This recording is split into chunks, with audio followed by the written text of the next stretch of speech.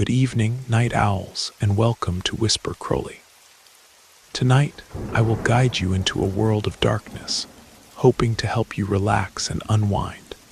Perhaps some of you will even drift into a haunting yet soothing sleep. Before we begin, let me know where you're listening from and what time it is for you. And now, we begin. Good evening, folks. My name is Ethan. For a good long while, maybe 15 years since I first settled in these parts, I believed the life I had, tough as granite though it was about as close to happiness as a man like me could get. We didn't have luxuries, far from it.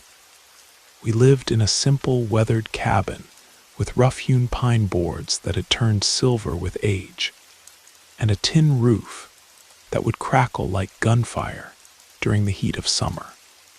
It sat on a patch of land that once belonged to my father-in-law, isolated from everything else. A good 4 miles of dirt road to the nearest town. On one side stretched our modest vegetable garden that barely yielded enough for us.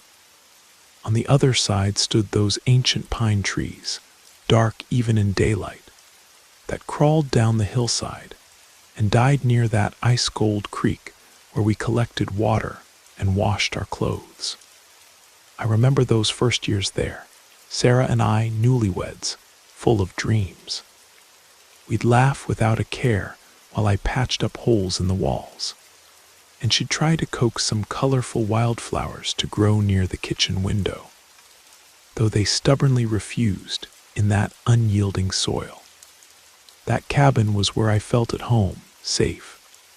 It was on that land that I started my family with her.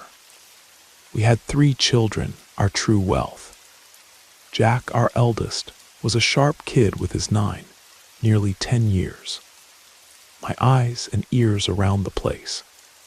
Then there was Lily, a delicate little flower at 5, almost 6, always clinging to her mother's skirts. And finally, little Michael, our round-cheeked, smiling baby, who had just turned 1 when things began to get strange. When everything started unraveling in a way that still sends chills down my spine, just thinking about it. Until that point, if life had its hardships, I didn't have any real complaints. The routine was grueling, sure. Waking before the roosters, tending to our stubborn garden that insisted on yielding so little, mending fences, looking after our handful of chickens. Sometimes I'd pick up carpentry jobs or help with harvests at the more distant neighbors' places for some extra cash. It was sun-up to sundown work that left my body aching and my hands calloused, but it had its rewards. The aroma of Sarah's coffee brewing in that old tin percolator early morning. The sound of children playing in the yard at dusk. The feeling of lying down in bed exhausted, but with a clear conscience. Of course, we had our arguments now and then. Days when tempers flared. Children throwing tantrums, bills piling up. But nothing out of the ordinary. Nothing a good night's sleep. And Sarah's smile the next morning couldn't cure. Sarah was the foundation, the very soul of that house. She had an inner strength, a good kind of stubbornness that made things happen. Before I even thought about getting up, she was already sweeping the floor with a broom made from gathered twigs, stoking the wood stove, tending to the children with a patience I myself lacked. She kept a small vegetable patch out back that was her pride and joy. She talked to the cabbages and tomato plants as if they were people while she watered them from our well. I teased her about it, but deep down, I admired that devotion. I never heard her complain about being tired, though her daily work was just as heavy as mine, if not more so. I'd often insist she rest her legs in that old rocking chair on the porch, but she'd just laugh and say rest was for later. She had her faith too, quiet but rock solid. Raised Methodist, she said her prayers every night, taught the children to say the Lord's Prayer before bedtime, blessed our meals at the table, asked for protection from a God whose faded pictures sat on a small shelf in our bedroom. But when she got angry, Lord have mercy, her face would instantly darken. A tool of mine left out of place, a sharp word from one of the kids, and she'd go silent. Her silence weighed more than any shouting. But I knew it was her way of protecting what was ours, that little world we'd built with so much sweat and hope. In those days before the shadow fell, I felt like a fortunate man. A beautiful, healthy family, our own place to call home, old Rusty. Our skinny, alert yellow mutt always warning us of any unusual sounds. The clean morning air streaming through the window. I felt I'd succeeded in life, in my own simple way. Never in my worst nightmares could I have imagined that something so dark, so silent and clinging, could arrive to rot everything from the inside out. Like a piece of fruit that looks perfect on the outside, but is black at its core. I watched with my own eyes as our small world crumbled slowly like a sandcastle by the river's edge. I saw the woman I loved, my safe harbor, transform into something else, something I no longer recognized, something that filled me with a cold fear in my soul. The first strange thing, looking back now, was so trivial, so seemingly unimportant that it almost went unnoticed. Sarah began collecting things, not valuable things, but things from the woods, from the ground. It started with some smooth pebbles from the creek, those water-polished ones. I thought it was endearing at first. She placed them in an empty jar on the windowsill. Then came dried leaves of unusual shapes, some larger, others twisted. Then strange twigs with knots that looked like eyes, dried beetles, cicada shells, even a black vulture feather I found once. Initially, I thought it was just a quirk, something of hers. Maybe the isolation getting to her head. But she began arranging these collections in hidden corners of the house, on top of the kitchen cabinet, where I could barely reach, inside a drawer of old clothes, under our bed in a dark corner. Things got more disturbing when one day, while cleaning the tool shed, I found a small pile of damp, black soil and some chicken feathers arranged in a circle inside an old cast-iron pot we never used anymore. It looked like a nest, or worse, some kind of bizarre offering. "What's this, Sarah?" I asked, showing her the pot, trying not to sound frightened or accusatory. She was in the kitchen, stirring a pot on the wood stove. She turned her head slowly, and it took a second, maybe two, for her gaze to focus on me. She seemed distant, as if she were somewhere else. "Nothing, Ethan, just some pretty things I found. Don't you think they're beautiful? Leave them where they were." Her voice came out sort of dragged, without its usual firmness, almost disinterested. The way she spoke gave me a chill. I put the pot back in its place quietly. I let it go. I had the garden to weed, the fence that a stubborn cow had broken again. A man does that sometimes, swallows what he doesn't understand to avoid dealing with it, to not rock the already fragile boat of routine. But it didn't stop there. Her habits grew stranger. A few weeks later, I began noticing other things. Sometimes in the middle of the afternoon, with the sun high above baking the earth outside, I'd find her standing motionless inside the house, in the middle of the living room or in the hallway. staring at a fixed point on the wall where there was nothing. Her mouth would be slightly open, her eyes glassy, as if she were listening to a conversation or watching a scene that existed only in her head. It would last a few seconds, maybe a minute. Then she'd blink hard, once, twice, shake her head as if shooing away a fly, and return to what she was doing, slightly out of breath, sometimes wiping her forehead as if confused or frightened by her own lapse. If I asked what was wrong, she'd deny it, said it was just fatigue, that she was only thinking about life. She also began humming, and that gave me more goosebumps than the collected items.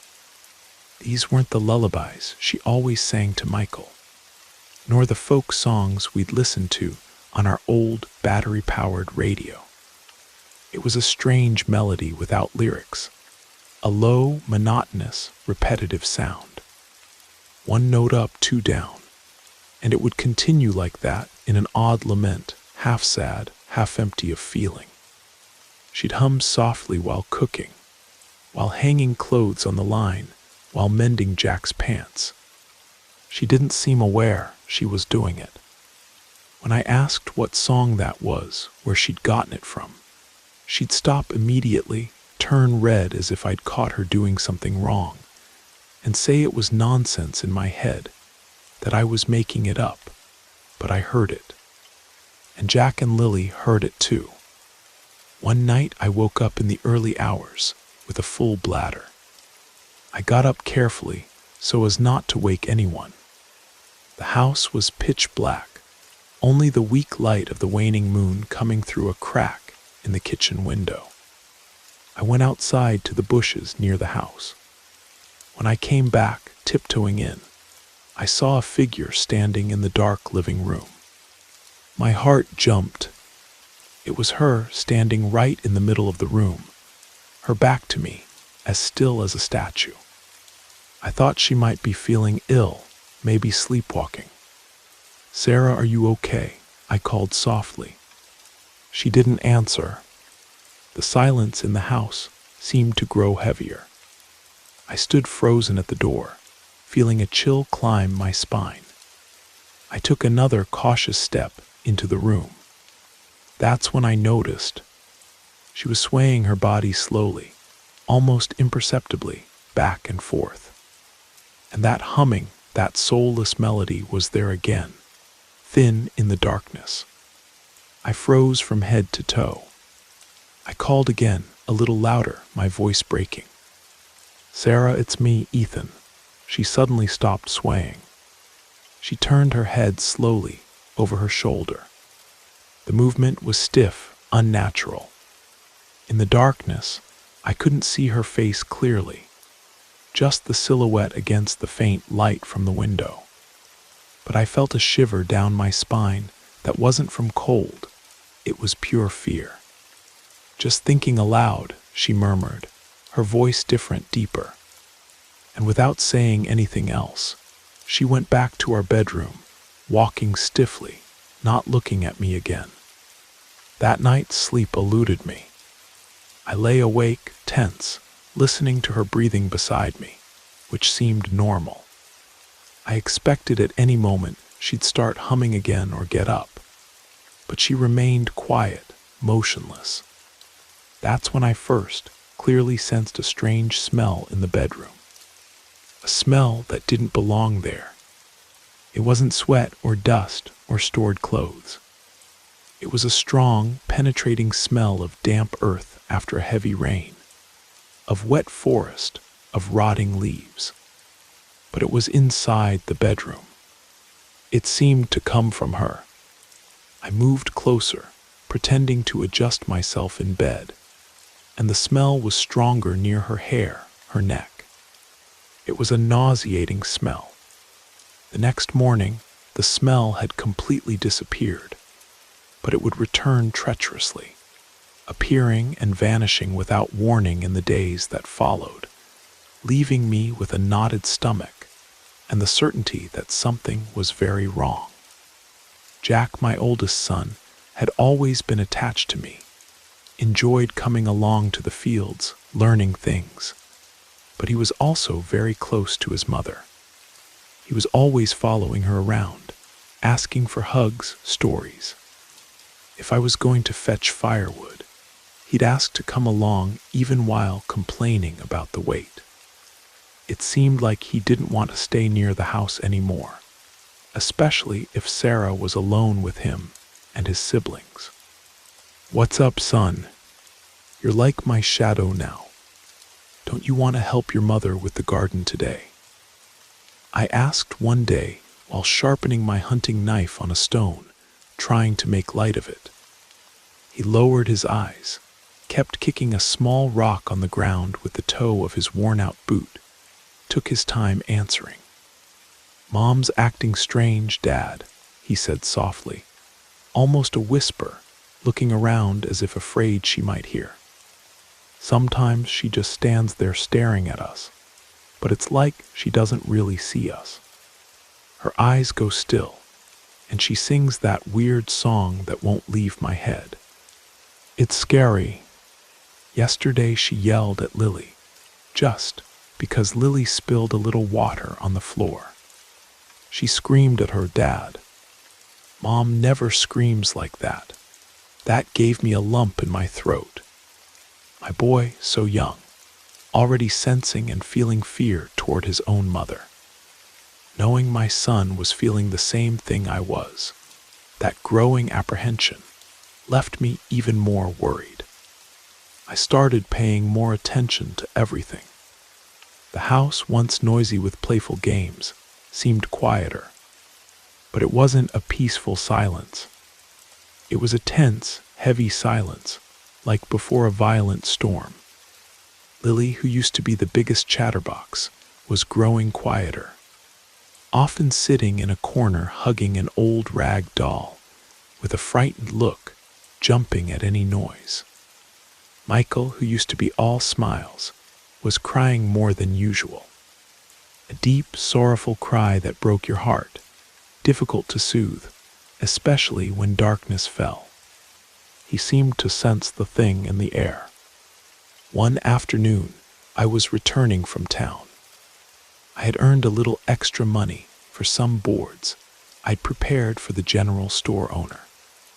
I was whistling softly, tired but content, thinking about buying a bag of assorted candies for the children on my next trip. When I was getting close to the house, still on the descending trail, I heard a scream. Not a loud scream of pain, but a muffled scream of contained panic, followed by the sound of something falling. I ran the rest of the way, my heart in my mouth. I entered the house in a rush, expecting the worst. Sarah was in the kitchen, her back to me, bent over the sink as if about to vomit. The children were huddled in a corner near the cold wood stove, wide-eyed. Jack had his hand over his mouth. Lily was crying softly, clutching her brother's leg. "What happened? Who screamed? Are you all right?" I asked, my voice coming out harsher and louder than I intended, fear making me abrupt. Sarah turned around slowly. She was terribly pale, her hair disheveled, stuck to her forehead, damp with cold sweat. She had a fresh, red scratch on her arm, as if she had scratched herself forcefully with her own nails. "It's nothing, Ethan. Calm down. I just got startled by a big lizard that came in through the window. I dropped a pan on the floor. It was just the fright, but the pan was in place on the stove, and her look wasn't one of simple fright over a harmless creature. It was pure terror, a fear that came from within. Later that day, when Sarah went to bathe Michael out back, Jack pulled me by the shirt, his face pale and serious. "Dad, it wasn't any lizard at all," he whispered, looking nervously at the door. "Mom was looking at that cracked little mirror that hangs outside our bedroom window. She stared at it for the longest time. Then she started crying quietly. Then she gave that scream and scratched her arm. She said she saw someone else in the mirror looking at her. An ugly woman with evil eyes. My blood froze. That little piece of old broken mirror that we used for shaving, hanging on a nail outside the window. Another person, evil eyes.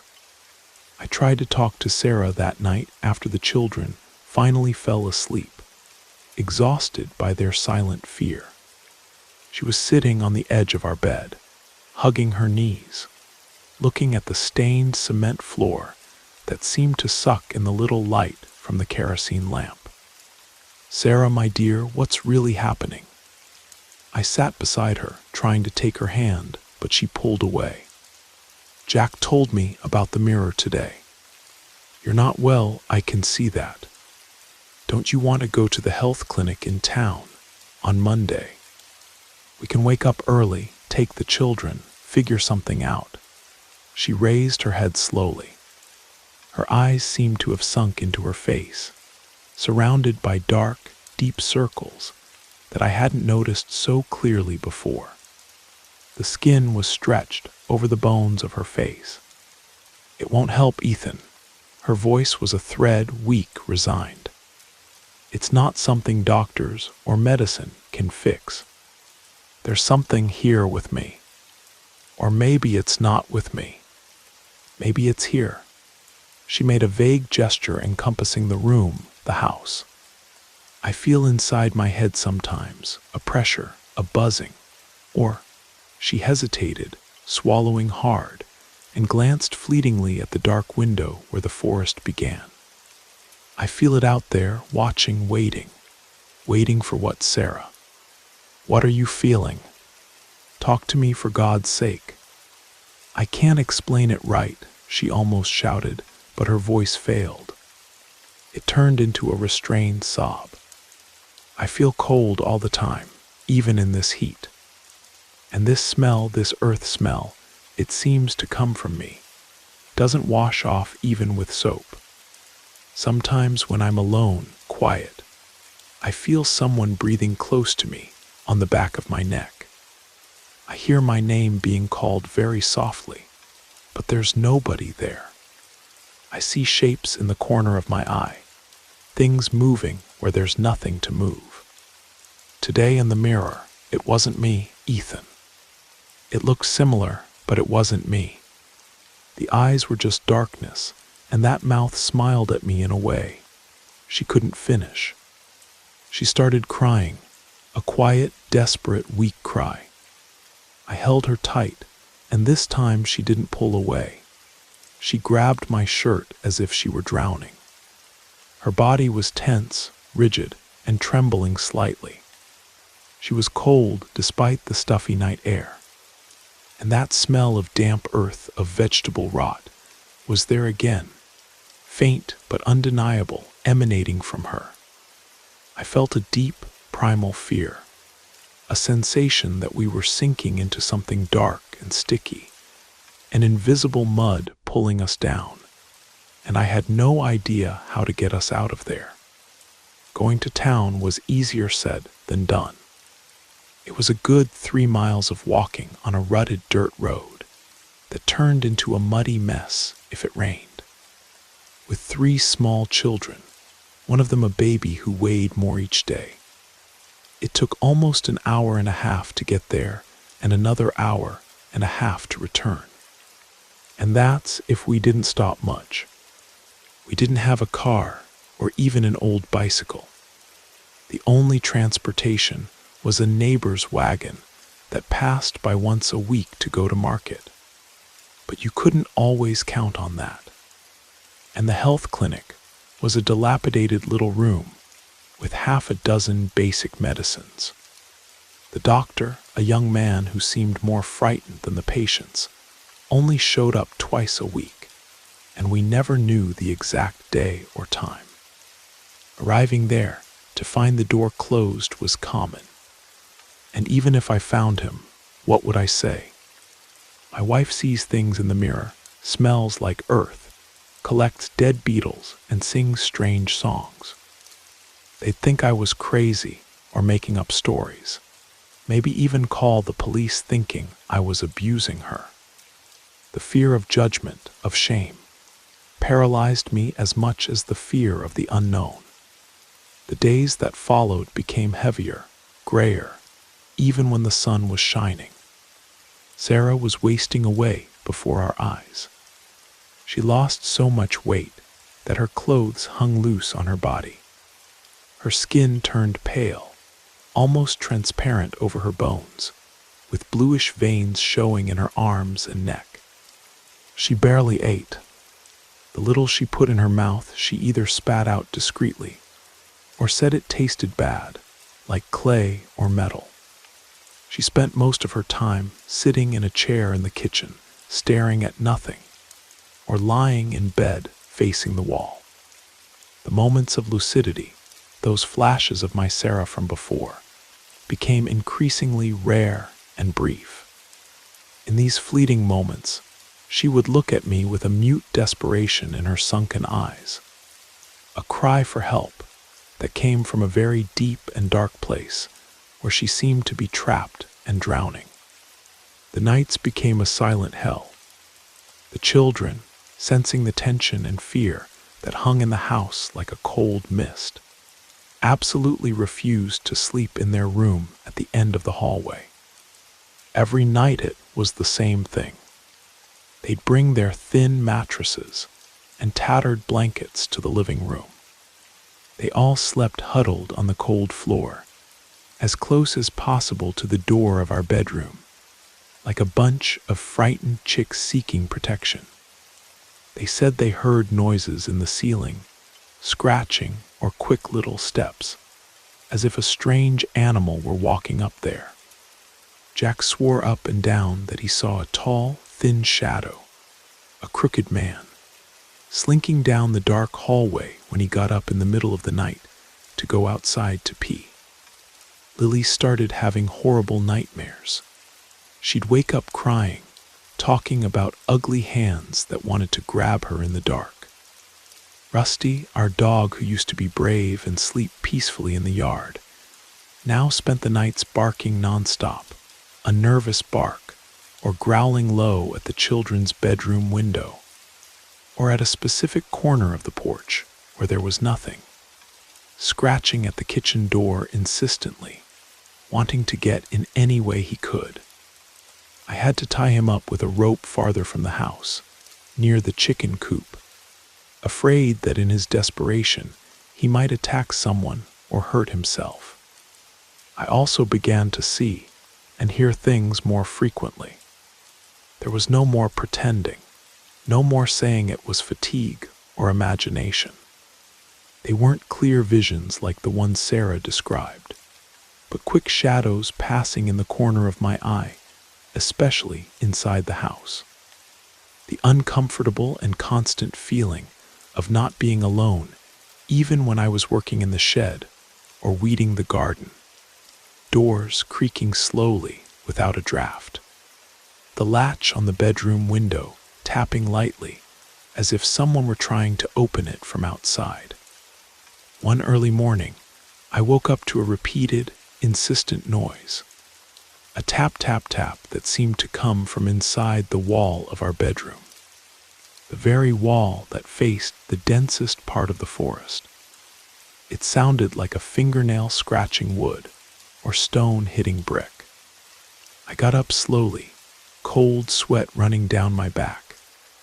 I put my ear against the cold wall.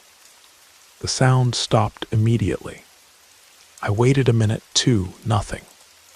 I went back to bed, my heart pounding like a drum in the pit of my stomach.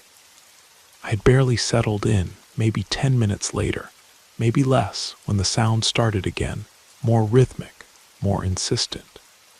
Tap, tap, tap.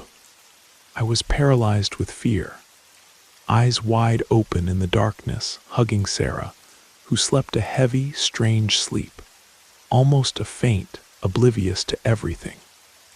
I didn't have the courage to get up again. I stayed there listening and trembling, until daylight. To make matters worse, food began to spoil in an absurd way inside the house. The fresh milk I'd get from a neighbor would turn sour in the pot within hours, even in the coldest weather. Bread would grow a green, furry mold overnight. Fruits we picked would rot in the fruit bowl at an alarming speed. Even the water in the clay jug that had always been our salvation in the heat seemed to develop a strange taste, somewhat muddy, metallic. The entire house seemed to be sick and contaminated, withering along with Sarah. As if an invisible plague had settled in the walls, the floor, the air we breathed. I seriously thought about going for help, leaving at dawn, walking the necessary hours to my parents' house or Sarah's parents, who lived even farther away, up the mountain, in places as isolated as ours. To ask for help, bring my father-in-law, someone to stay with us, to help me decide what to do. But how could I leave Sarah in that unpredictable state, and the 3 children alone with her? What if she had an episode, hurt herself or the little ones? The fear of what might happen in my absence was paralyzing, and taking everyone with me was almost impossible. Sarah barely had the strength to walk to the yard. She was weak, apathetic. Michael was getting quieter and quieter, a baby who hardly smiled anymore. He seemed to feel the sadness and fear in the environment. And I was afraid to go out on the dark trail in the middle of the night. Afraid of what I might encounter out there. Afraid of what was already inside our house and seemed to surround us. Talking about leaving, even just to seek help, was unthinkable. The one time I mentioned the possibility of going to spend a few days at her parents' house, Sarah had a terrible crisis.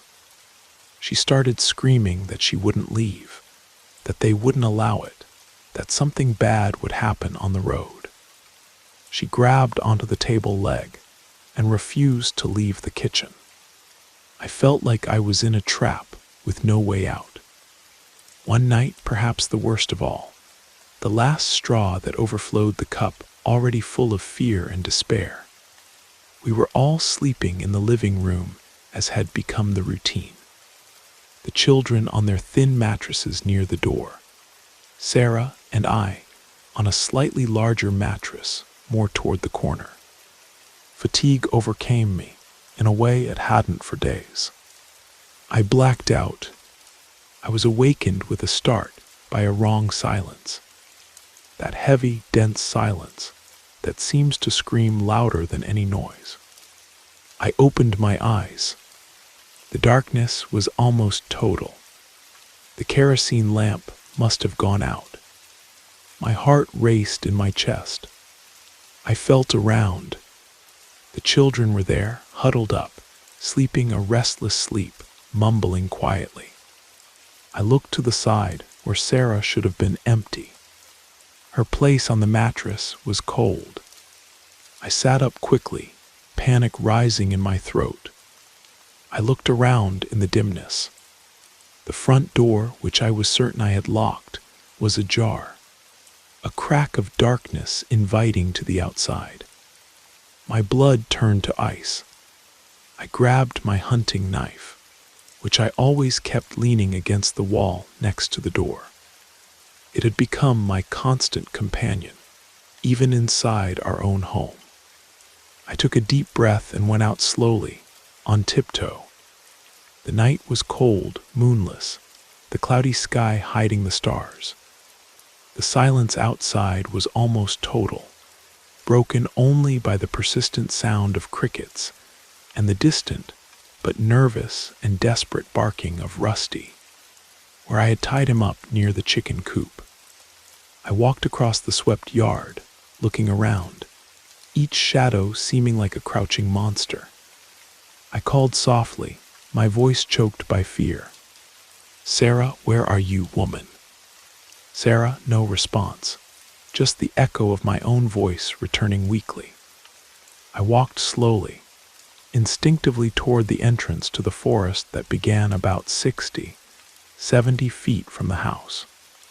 The darkness there was denser, the tall trees forming a black wall. The fear was so great that my legs trembled, threatening to give way. That's when I saw her, standing right at the mouth of the narrow trail that disappeared into the darkness of the forest. She had her back to me, wearing only her thin white nightgown that fluttered slightly in the cold night breeze, her bare feet on the damp earth, completely motionless, as if hypnotized, staring fixedly at the impenetrable darkness between the trees. "Sarah," I called a little louder, desperately trying to keep my voice steady, not showing the terror that dominated me. She didn't move, didn't seem to have even heard me. I approached slowly, the knife firm in my right hand, my left stretched out as if I were about to touch a venomous creature. The smell of wet earth was strong there, coming from her and from the forest ahead. When I got to about 2 steps away from her, I felt the cold emanating from her body, or perhaps from the place. She turned her head slowly over her shoulder, the movement of her neck seeming disjointed, like that of a rag doll. Her face was bathed in a ghostly paleness under the almost non-existent light. Her eyes were open, wide, fixed on something in the forest that I couldn't see, something that seemed to both fascinate and terrify her. And she smiled. My God, that smile, I'll never forget it. It wasn't the sweet and tired smile of my Sarah. It was a wide smile, pulled at the corners of the mouth. Unnatural, a smile empty of any human emotion, of any recognition. A smile that didn't reach her glassy and dark eyes. A smile that looked like a tear in her pale face. "They're waiting, Ethan," she whispered. And the voice wasn't hers. It was hoarse, dragged, almost a grunt. "They're calling from inside the forest. It's time." I felt the ground giving way beneath my feet, the air failing in my lungs.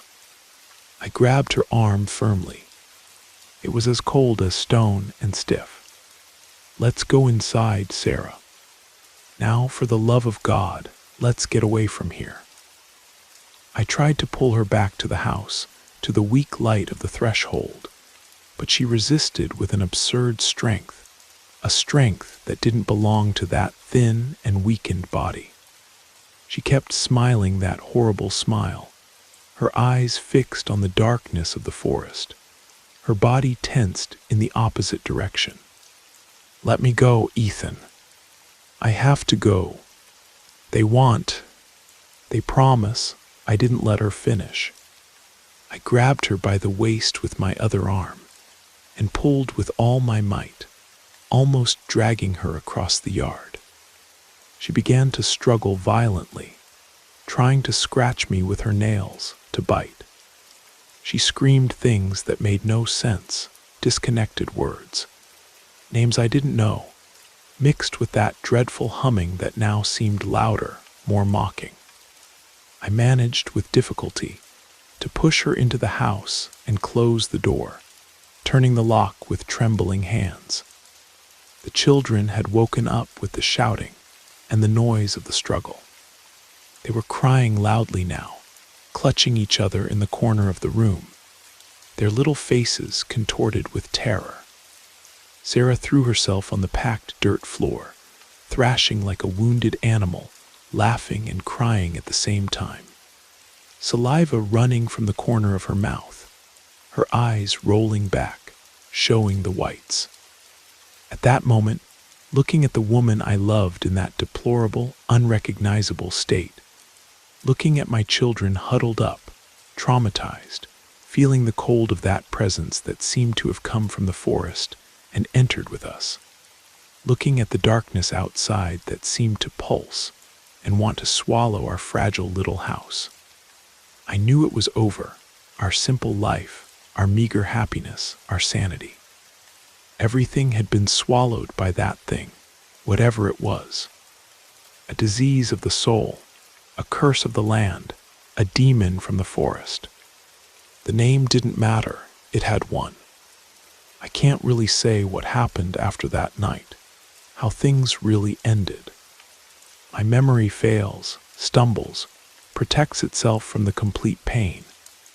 The memories are dark, disconnected fragments. I only remember the constant cold, the persistent smell of wet earth impregnated in everything, and that empty smile on my Sarah's pale face haunting me in the dark, even when I close my eyes. A smile that said she wasn't there anymore, and that perhaps she would never return. Before we go to the next report, if you're new here, don't forget to subscribe to the channel and hit the notification bell to receive the next stories. Your presence is important, and your support is essential. Well, let's continue.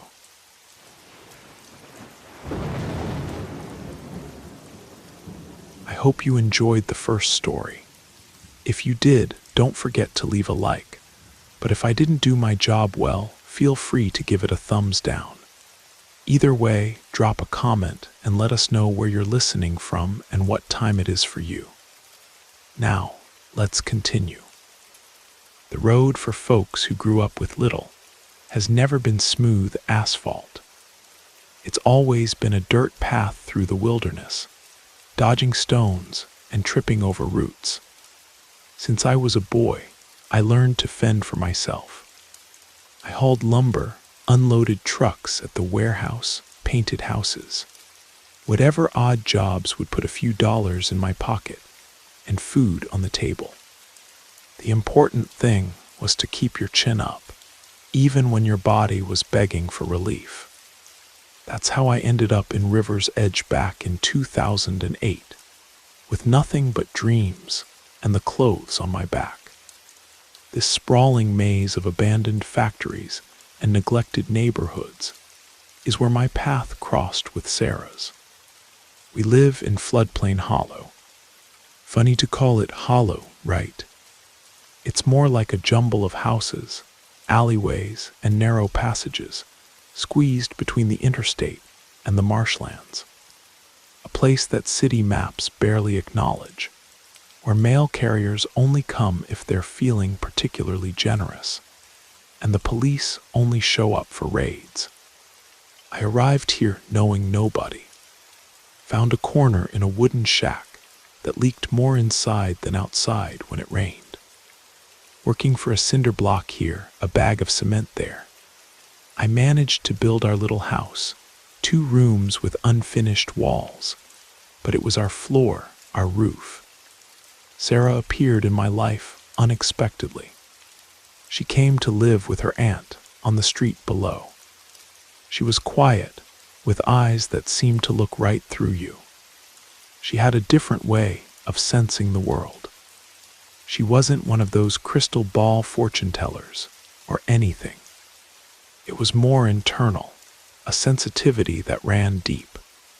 Sometimes, out of nowhere, she'd feel a chill on the back of her neck and say, "There's something bad nearby."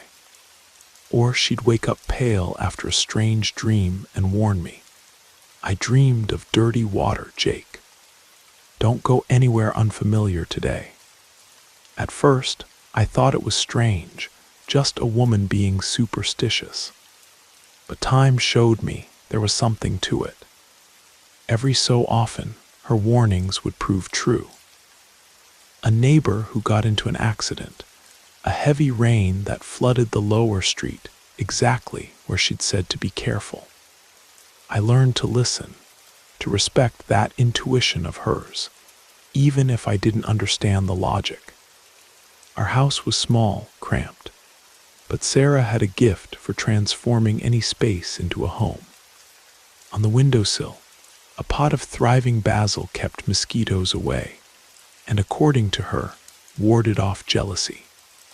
At the entrance, 2 snake plants and an old paint back and guarded the door against envy. She would explain with a half-smile. I loved watching her tend to her plants in the late afternoon, crouched carefully, whispering softly to the leaves as if they were people. It was in those moments, in the simplicity of that gesture, that I found a bit of peace in the harshness of daily life. When she told me about the pregnancy, the world seemed to stand still for a moment. Our first child, I remember it like it was yesterday. She came home from the clinic with a small piece of paper in her hand, her eyes shining in a way I'd never seen before. She didn't need to say anything. Standing there in the middle of our tiny living room, I felt a force lifting me off the ground. It wasn't just joy, it was hope. A stubborn hope that sprouted even there on the beaten earth of Floodplain Hollow. Sarah cried small tears of mixed happiness and fear. I held her tight. We stayed there for a long time in silence, just feeling each other's hearts beating faster, dreaming of a small room, a crib, a future that seemed, for the first time, a little clearer. Soon after, the news spread through the neighborhood. Alina, who lived with her partner Mike 2 alleys up, was also pregnant. She was younger, full of life, but already carried in her eyes the fatigue of someone who fights hard for little. The two of them, Sarah and Alina, became even closer friends. It was common to see them sitting on our doorstep in the late afternoon, exchanging pregnant women's confidences, talking about morning sickness, cravings, fear of childbirth, the names they were thinking for their babies. Alina dreamed big. She saw in that child a chance to turn the page, to find a better place to live, away from the crowding, the open sewers, the lack of everything. Imagine Sarah, she would say, her eyes gleaming. My child won't grow up here. I'll find a way. We deserve more. Sarah would listen attentively, give advice, share her own anxieties, but always with that cautious manner of hers. Take it easy, Elle. One step at a time. Health is what matters. We'll chase after the rest. Seeing the two of them there, with their bellies growing together, filled me with a strange tenderness. It was a sign of life, of continuity amid so much hardship. The sound of hip-hop from the corner bar seemed less irritating. The dust rising from the dirt road bothered me less. For a time, it seemed that things were falling into place at a good rhythm. That's when the story began to change. A rumor emerged, quiet at first, then gaining strength. Some outsiders were in the area, something called Project New Life. They said it was a serious organization, an NGO with support from important people, maybe even the government. Nobody knew for sure. The goal, to help pregnant women in the region, especially those who couldn't afford proper care. They talked about complete medical monitoring, with tests the health clinic didn't offer, well-stocked food packages, talks with nurses and psychologists, and the main attraction, a safe and comfortable shelter for mothers to spend the last weeks before childbirth near a referral hospital. At first, most of us were suspicious. Here in the Hollow, you learn early that too much charity makes the saints suspicious. Promises are plentiful, especially when elections are near. But it wasn't even an election year, and the project people were different. They didn't come shouting from sound trucks. They walked through the alleys on foot, well-dressed, clean slacks and pressed shirts, carrying folders and clipboards. They were usually two young men who looked like they knew the area, perhaps residents of nearby neighborhoods, and sometimes an older woman with a serious appearance. They approached women politely, spoke softly, showed papers that looked official. Gradually, suspicion gave way to hope. Neighbors commented, "So-and-so went to check it out, said the place is really good." What's-her-name got a food package that lasted almost the whole month. The talk was that finally, someone was looking out for them, offering support that we only saw on television. Alina, of course, was one of the first to get excited. "This is our chance, Sarah," she said, almost breathless with excitement. I spoke with one of the ladies from the project. She was an absolute sweetheart. Said the place is beautiful. They even have private rooms for those close to delivery. And the doctors are excellent. We have to go. Sarah listened, her expression thoughtful. I was in the kitchen trying to fix a faucet that wouldn't stop dripping and felt a chill. That whole story, all that care for free, something didn't add up. It wasn't a week before they knocked on our door. I recognized the knock.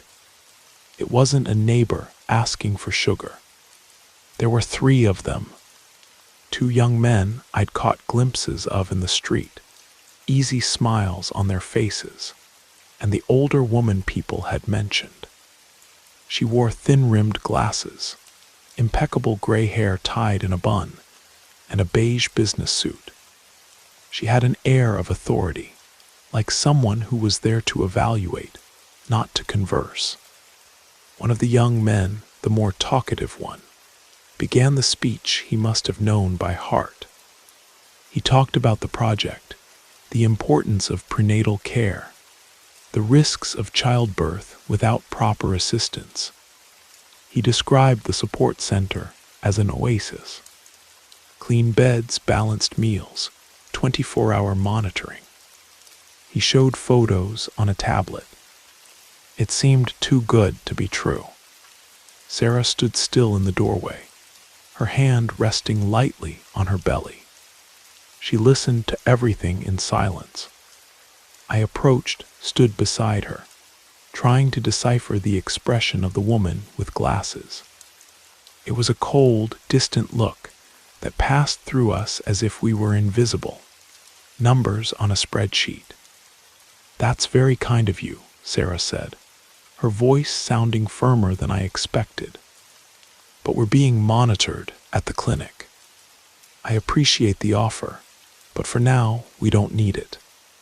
If we change our minds, we'll look for you." The young man still tried to insist. He said the spots were limited, that it was a unique opportunity. But the woman with glasses made an almost imperceptible signal with her head, and they fell silent. "As you wish," the woman said, her voice thin and emotionless. She gave a protocol smile that didn't move a muscle in her face. "The important thing is the well-being of the mother and baby. Have a good day." They turned their backs and continued down the alley, folders under their arms, as if they were leaving a business meeting. As soon as they were far enough away, Sarah let out her breath all at once, as if she'd been holding it in. She leaned against the doorframe, her face paler than usual. "What strange people, Jake. Did you feel that chill down your spine just looking at that woman? Her energy is heavy. There's something very wrong with this story." I agreed. The feeling was bad, sticky. I didn't like them either, honey. They seem like they're selling something bad. But don't worry, we won't get involved with them. We'll stay in our corner with what we have. The next day, before the sun had even warmed the dirt ground, Alina appeared at our door, her eyes shining brighter than stars on a cloudless night. "They came to our place last night, talked with Mike too. What wonderful people, Sarah. They explained everything, showed us the papers. It's all legitimate. I'm going." Mike agreed. "It's the chance of our lifetime." Sarah sat with her on the doorstep, concern stamped on her face. "Al, please think carefully." "I don't know. My heart feels tight about this story. These people appeared out of nowhere, promising heaven and earth. Why so much interest in us, here in the hollow? It doesn't make sense." "Oh, Sarah, stop it," Alina responded, a little impatient but still affectionate. "You and your habit of being suspicious of everything. It's because we've never had anything. So when something good appears, we think it's a lie. But this time it's true. I can feel it. It's my child's chance to be born properly, to have a future. You're really not coming. Imagine us both there together." "No, Elle, I'm sorry, but I can't. My instinct screams that it's not good. Stay here. We'll help each other like we always have. The clinic isn't great, but the nurse knows us." Alina sighed, the shine in her eyes dimming a little. "I wanted you to come, but I understand your fear. But I can't let this chance pass by. If I don't go, I'll regret it for the rest of my life." It was decided like that. Alina began to attend the so-called support center of Project New Life. At first, she came almost every day to tell the news. She talked about the lectures, the exercises for pregnant women, the food that, according to her, was first class. She proudly showed a package of diapers she had received, a fragrant soap. But as the weeks passed, the visits became rarer. When she appeared, she seemed more rushed, somewhat distracted. She told the same things, but the enthusiasm seemed rehearsed. I noticed deep circles under her eyes that cheap makeup couldn't hide, and she seemed to have lost weight despite swearing. She was eating better than ever. Sarah noticed all of this and became more distressed. Her dreams became more frequent and darker. "I dreamed about her again, Jake," she told me in the middle of the night, her voice choked. She was in a very white, very clean room, but the windows had bars. And she looked at me with a lost expression, asking for help without saying anything. There were more people there, other pregnant women, all with the same empty gaze. I hugged her, tried to say words of comfort, but the truth is that her worry was becoming mine too. That whole story had a strong smell of something wrong. One Sunday afternoon, Sarah began to feel strong pains in her stomach, a cramp that came and went, each time more intense. She turned pale, started to sweat cold. I panicked. The clinic was closed. The public hospital was far away, and without a car, it was almost impossible to get there quickly. The first thing that came to my mind was the project. Hadn't they said they had 24-hour assistance?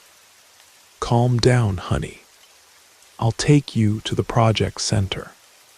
They'll help you," I said, already preparing to leave. "No," Sarah almost screamed, grabbing my arm with a strength I didn't know she had. "Not there, Jake. For God's sake, not there. I'd rather die here."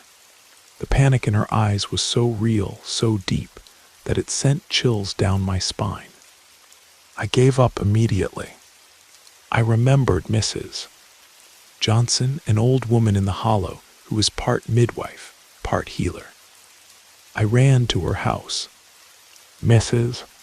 Johnson came, calm as always, made an herbal tea for Sarah, placed her hand on Sarah's belly, prayed softly. Gradually, the pain subsided. It was just a false alarm, a scare. But that fear in Sarah's eyes, when I mentioned the project, stayed with me. She felt it, she knew. A few days after this scare, Alina appeared at our door in the early evening. She had a small backpack on her shoulders. Her eyes were swollen red. "I came to say goodbye," she said, her voice breaking. "They're transferring me tonight to that better place I told you about, Sarah. Near the big hospital. They said it's time for me to get used to it before the baby is born." Sarah hugged her tightly. "Elle, are you sure about this? There's still time to give up. Stay here with us." Alina shook her head, sniffling. "I can't anymore, Sarah. I've already signed the papers. Everything is set. And if I stay, I'll have to return the help I received. I can't afford to. And if it is good, I have to go see." Sarah understood. There was no point in insisting anymore. She took a small silver cross that had been her mother's from her pocket. "Take this with you, then, to protect you on the journey. May it light your way and keep you safe, and promise me you'll give us news as soon as you can." "I promise, Sarah. I promise." Alina took the cross, squeezed it in her hand. "I'm going to miss you so much. I wish so much that you were wrong about them. I wish I was wrong too, Elle. I really do." Sarah's eyes watered. "Go with God. May your little angel come with health." They hugged again. A long embrace, loaded with a foreshadowed sadness. Alina moved away, wiping the tears, and disappeared into the darkness of the alley without looking back. Sarah stood there, staring into the darkness, and I knew by the way her shoulders slumped that she felt this was the last time we would see Alina. The weeks that followed were a silent torment. With every car noise on the street, with every phone that rang at the corner bar, our hearts raced. But news from Alina didn't come. Mike, her partner, began to get desperate. He called the numbers the project had left. No one answered. One number was listed as non-existent. He went to the support center where Alina had been staying. It was closed, padlock on the gate. A neighbor commented that he saw a moving truck pull up there in the middle of the night a few days ago and hastily take everything away. Sarah's anguish became almost palpable. She barely slept. When she managed to fall asleep, she woke up startled, crying. The dreams were becoming more vivid, more terrifying. "Jake, I saw her again," she whispered in the darkness of our room. She was in the marsh. The tide was rising, the muddy water covering her. She wasn't moving. She was so cold. And the baby, Jake, the baby wasn't there anymore. I felt the emptiness. I tried to calm her, but fear began to eat at me from the inside too. This wasn't just a friend's concern. It was a macabre warning. Mike, inconsolable, decided to go to the police. We went with him, me and Alina's mother, an old lady already bent by life, her eyes sunken from so much crying. At the police station, the scene was desolate. We waited almost 2 hours to be seen. The officer who listened to us barely raised his eyes from the form he was filling out. We told everything from the beginning. The project, the promises, the mysterious transfer, the disappearance of the support center, the dead phones. The officer yawned. Project New Life. Never heard of it.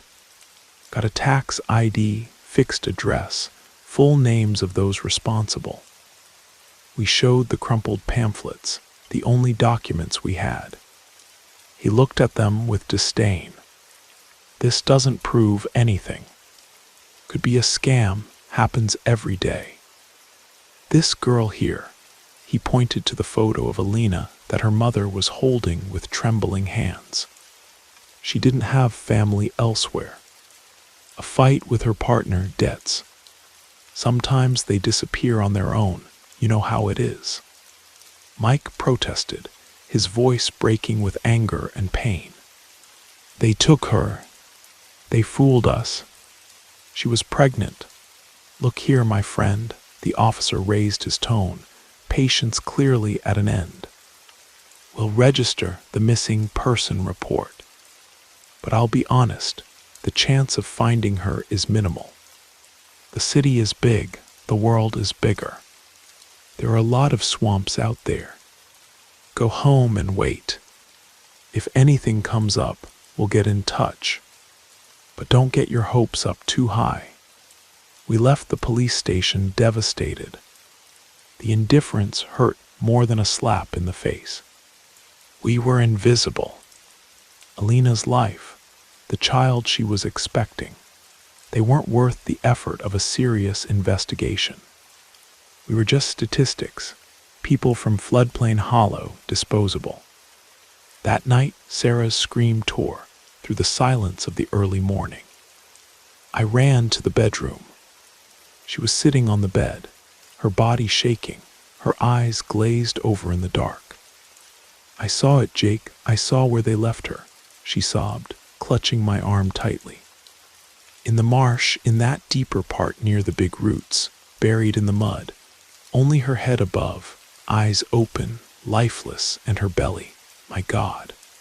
Her belly was cut open, empty. They took her baby, Jake. They took it." The horror in her voice, the image she described, it broke me. There was no more doubt. Sarah's intuition, the dreams, the warnings, everything fit together in a macabre way. I hugged her, trying to protect her from the horror she had seen, but knowing it was useless. That horror now lived inside us. Shortly after, in the midst of that fog of sadness and fear, our daughter was born. A difficult, painful birth, as if the little one also felt the weight of the world that awaited her. But she came strong, crying loudly, clutching life with her tiny hands. A stubborn, insistent light in the midst of so much darkness. We called her Victoria, a name that sounded almost like a challenge.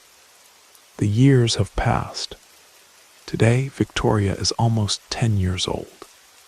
She's a cheerful, smart girl who fills our house with noise and laughter. She asks sometimes about Aunt Alina, whom she only knows from the yellowed photos we keep in a shoebox. We make up some story, say she went to live very far away, in a place without phones. It hurts to lie, but how do you explain the terrible truth to a child? We never had any news of Alina. No clue, no body found. Project New Life evaporated. The police archived the case like so many others, unsolved. Mike couldn't bear the pain and absence, sold the shack for pocket change, and disappeared from the hollow. They say he went to the countryside, trying to forget. Alina's mother wasted away, until God took her about 2 years ago. Died of sadness, they say. I believe it. Sarah continues to be my companion, my strength, but a part of her went out that day. Her eyes lost some of their shine. Her laughter became rarer. Her sensitivity is still there, perhaps even more acute, but now it's a dark companion. On nights of high tide, when the strong smell of the marsh invades the house, I often find her standing at the window, looking toward that deeper part where the roots of the trees tangle in the dark mud. We don't talk about it, we don't need to. The silence between us holds the memory of Alina and the horror that took her. Sometimes late at night, when the house is quiet and all you can hear is Victoria's breathing as she sleeps, I catch myself thinking, who were those people? Why did they do it? Steal babies from poor, invisible mothers. To sell them for black market adoptions, for some dark rituals you hear about. Was it just them? Or were there more powerful people behind it? People who facilitated, who covered up? The police, the health clinic, someone must have known. Someone must have seen something. Was the neglect just incompetence, or was it complicity? These questions don't let me sleep. They mix with the memory of Alina's empty gaze the last time I saw her, with Sarah's scream of horror that early morning, with the smell of the marsh that seems to carry with it the rotten secret of what happened. It's a fear that doesn't pass, a grief that doesn't end. It's the horror of knowing that evil exists, that it walks around well-dressed, with an easy smile and beautiful promises, ready to devour the hope of the most fragile. And the worst part, knowing that for people like us, justice almost never comes. If you're enjoying these stories, don't forget to leave your like. It's very important. Well, let's continue.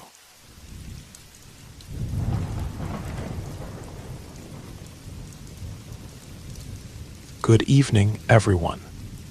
My name is Lawrence. Looking back now, it feels like it happened in another lifetime. But the memory of that smell, that heaviness in the air, still sends shivers down my spine. It's been 8 years since my life took a sharp turn. The small automotive plant where I worked in rural Michigan shut down without warning. Suddenly, I was out on the street with bills piling up and the rent on the little house where I lived with my wife Valerie, becoming an impossible mountain to climb. We managed for about 3 months, burning through our meager savings, but soon we were drowning. Our only lifeline, and what a fragile one it was, came from my Aunt Martha, my late mother's sister. She lived in Detroit, or rather, on its forgotten edges, in a neighborhood that time and public services seemed to have abandoned. She had a small in-law suite at the back of her property that was vacant. It's nothing fancy, but it'll give you shelter until you get back on your feet, she said over the phone, her voice sounding as tired as I remembered. Truth is, I barely knew Aunt Martha. After my mother passed away, contact became rare, almost non-existent, but necessity speaks louder than pride or awkwardness. We accepted. The journey was long and uncomfortable. The Greyhound bus stopping at every little town along the way. We arrived on a late November afternoon, a bitter cold wind whipping between the rundown houses. The street was a narrow corridor of homes pressed against each other, graffiti-covered walls, electrical wires tangled on posts. A scene vastly different from the open fields and silence I was accustomed to. Aunt Martha's house was one of the oldest on the street. The peeling paint revealed ancient stucco underneath.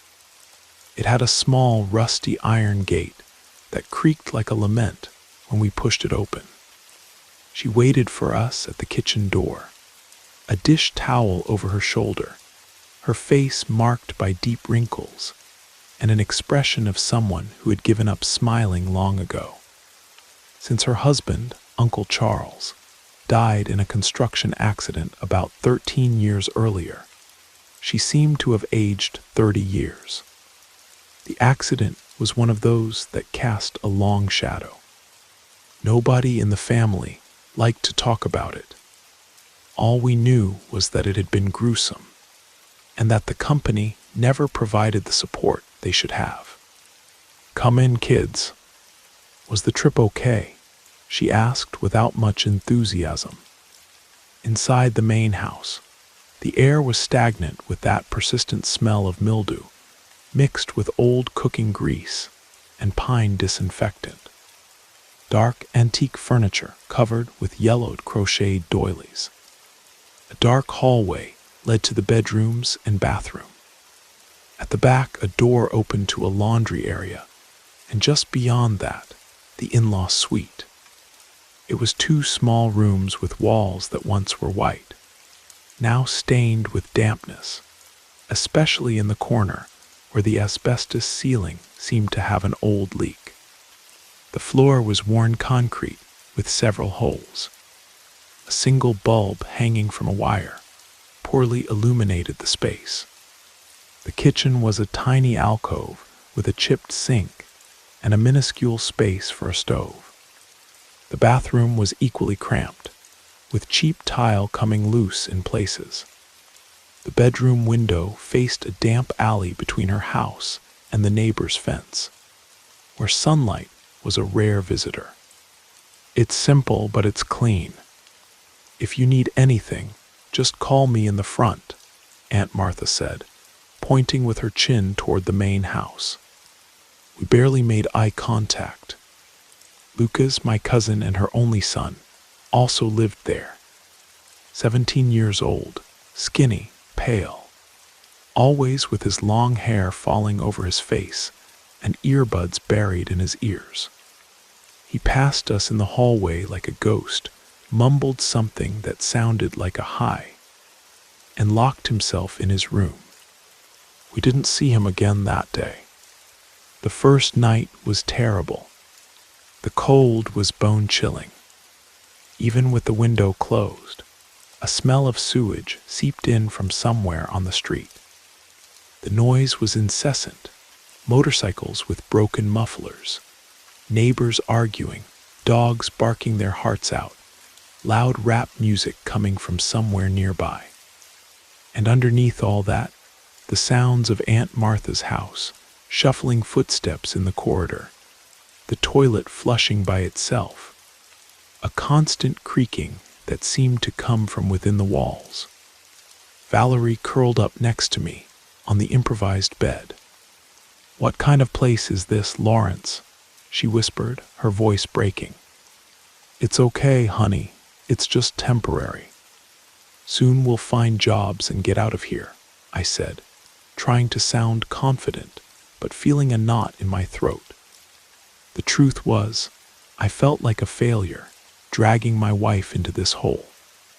The following days were a struggle.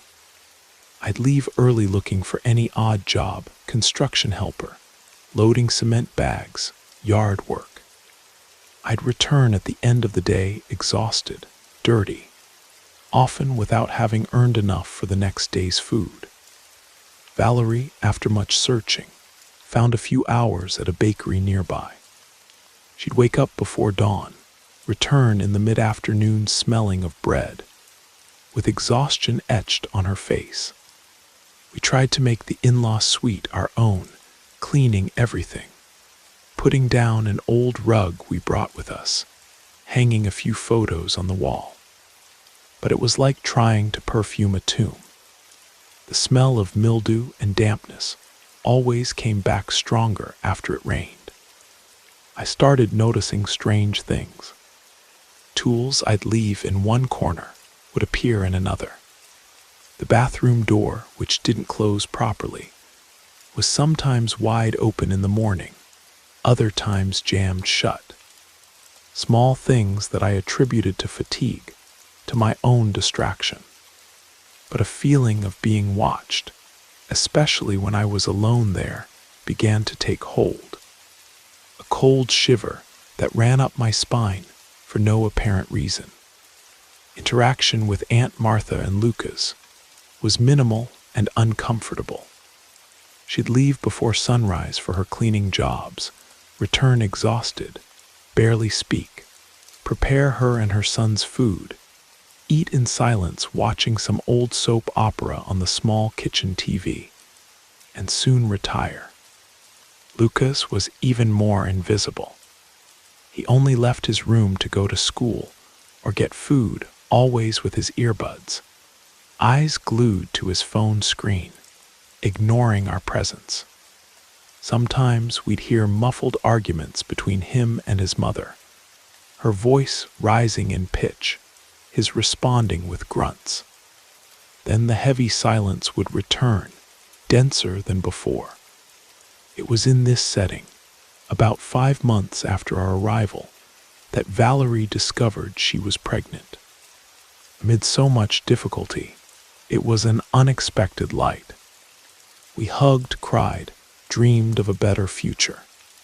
But joy soon gave way to concern.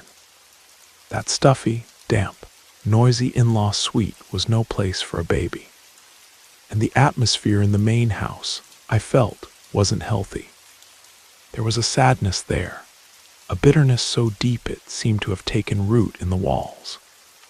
Valerie's pregnancy was complicated from the start. Besides the morning sickness that never really went away, she felt extreme weakness, an apathy that wasn't like her. She slept too much, but always woke up tired, pale. She began having recurring nightmares. She'd wake up startled, breathless, talking about a dark shadow that stood in the corner of the room watching, or a horrible sensation of being suffocated, a weight crushing her chest. It's just stress, dear. Pregnancy messes with us. Have some chamomile tea. It'll pass, Aunt Martha said once when Valerie mentioned the nightmares, without even taking her eyes off the TV. The doctor at the local clinic also minimized it. It's anxiety, Mama, normal at this stage. Try to relax, but I watched my wife fading away. Her eyes lost their sparkle. She lost weight when she should have been gaining. I felt powerless. I tried to cheer her up, took care of her as best I could, but I wasn't doing well myself. That weight on my shoulders, that I'd felt since we arrived, had become a constant pain. I'd wake up with my body aching, as if I'd been beaten during the night. My patience was thin. Any noise irritated me deeply, and the sensation of a presence, of not being alone even when I was almost permanent in the in-law suite. Sometimes, out of nowhere, the air would get freezing cold in a specific spot in the bedroom. And that smell, it wasn't just mildew. It had an underlying sweetish, nauseating quality, like rotting fruit forgotten in a corner. Can't you smell that, Lawrence?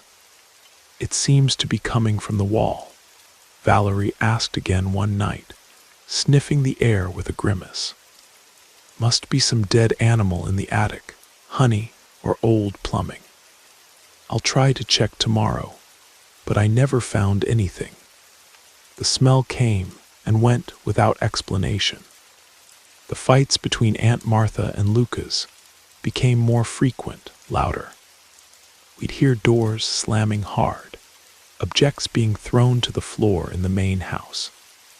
One night, the shouting was so intense that I went to see what was happening. I found Aunt Martha crying in the kitchen, her hand covering her mouth, and Lucas standing at his bedroom door, his face red with anger. "What's wrong, Aunt Martha? Is everything okay?" I asked hesitantly. "Stay out of it, Lawrence.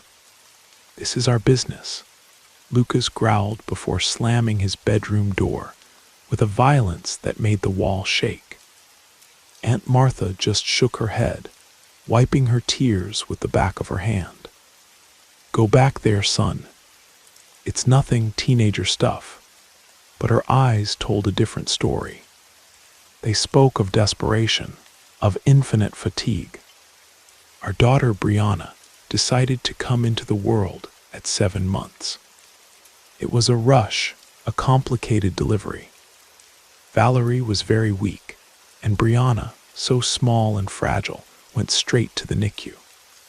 They were the longest 21 days of my life, alternating between the hospital and odd jobs, so as not to lose what little I earned. When we finally got the discharge, bringing that tiny bundle to the in-law suite seemed like the most wrong thing in the world. Brianna cried nonstop, and it wasn't normal baby crying. It was a high-pitched, suffering cry that broke your heart. It seemed like she was in pain or afraid. We tried everything: feeding, changing diapers, singing, rocking. Nothing helped for long. The curious thing was that she only calmed down a bit when we went outside, despite the deafening noise. Out there in my arms, she sometimes managed to sleep for a few minutes. But as soon as we set foot inside the gate, the desperate crying would start again. Inside the in-law suite, she became even more agitated. Often her little eyes would be wide open, fixed on an empty spot on the ceiling or a dark corner of the room, as if she were seeing something we couldn't see. Sometimes she'd jump in her improvised crib, as if she'd had a sudden fright, even in silence. Valerie was at her limit. Her recovery from childbirth was slow. She barely had strength, and Brianna's incessant crying made her even more nervous and exhausted.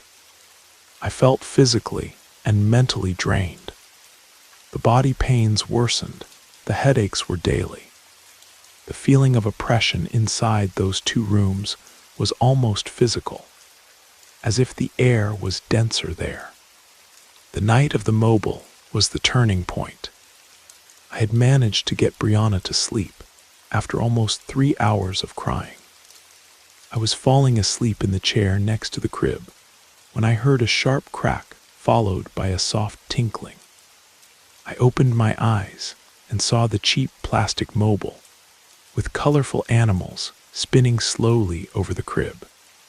Brianna was wide-eyed and motionless, looking at the mobile. There was no draft.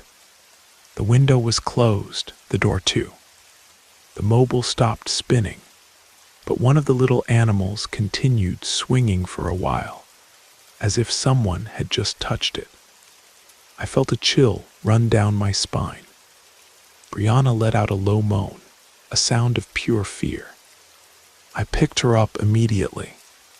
Her little body was rigid, cold despite the stuffy heat. She buried her face in my chest and began to tremble. Valerie woke up startled by my sudden movement. "What happened? Is she okay?" She's fine.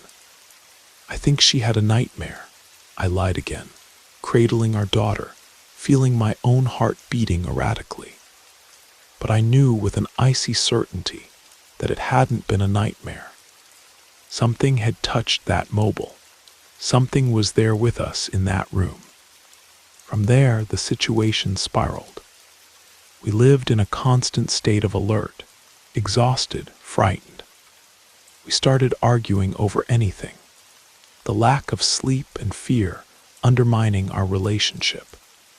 We tried taking Brianna to another pediatrician, who also said it was colic, maybe reflux, and prescribed medications that had no effect whatsoever. I was desperate. It was on one of those gray afternoons, while I was trying to calm Brianna, who was crying hysterically just outside the gate, that Mrs. Carroll approached. She was a short, white-haired lady with her hair in a bun. She lived in the house across the street, always very observant, had greeted us a few times with a look that seemed to see beyond appearances. "Boy, that child ain't well, is she? And you and your wife look like you're about to drop dead," she said, her voice calm but firm. She looked at Aunt Martha's house, then at me. That house, there has never been an easy place. Since the tragedy with Charles, it seems like a dark cloud has settled over it. And a place with bad energy, small children and new mothers feel it right away. I didn't know what to say. I just nodded, feeling a lump in my throat. "Look, I don't like to interfere, but if you want, I can go there and bless the place. Throw some holy water, protection herbs, say some prayers. It doesn't hurt to try, right? Sometimes what a doctor can't see, Faith helps to clean up. At that point, I would have accepted help from the devil himself if he promised a little peace. I agreed immediately. Valerie, too, her eyes full of fragile hope. Mrs. Carol came the next day in the late afternoon, brought a small bucket with water, a handful of coarse salt, a wooden crucifix, and a bundle of herbs that I recognized as rue, guinea, and snake plant. She asked permission and entered the in-law suite. The environment seemed to become even heavier with her presence, as if whatever was there felt bothered. She began walking through the rooms, sprinkling the salt water with her fingers and reciting prayers in a low voice, almost a whisper. Then she took the herb branches and began to sweep the walls, the corners, the ceiling, always praying. I watched everything, skeptical but clinging to any possibility. Valerie held Brianna, who was surprisingly quiet, just looking at Mrs. Carol with her large, frightened eyes. When Mrs. Carol passed the herbs on the wall that bordered the main house, she suddenly stopped, frowned, touched the wall with her hand. The guinea leaves in her hand seemed to wither instantly. "Oh, it's heavy here, very heavy," she murmured. "There's something old here. A pain that didn't go away, a bad feeling that got stuck. This place is contaminated. It needs a lot of prayer, a lot of light." She intensified the prayers at that point, passed the crucifix on the wall several times, finished the blessing, gave us a sprig of rue and one of guinea to place behind the entrance door. "Keep the faith, my children, and pray a lot for the protection of this little angel and for yourselves too. Avoid fighting in here. Bad thoughts only feed what's not good." She looked at us with compassion, refused the money we tried to offer, and left, leaving behind a strong smell of herbs and an ambiguous feeling in the air. That night and the next 2 or 3, there was a notable improvement. Brianna cried much less. She managed to sleep for longer periods. Valerie seemed to breathe a little better, even ate with more appetite. I felt the weight on my shoulders diminish a bit. The bad smell disappeared. We had a false sense of relief that maybe it had worked. But the peace was short-lived. Gradually, the feeling of oppression returned. More subtle, perhaps, but it was there. Brianna went back to having inexplicable crying crises, especially at nightfall. Valerie's nightmares returned, and the climate with Aunt Martha soured completely.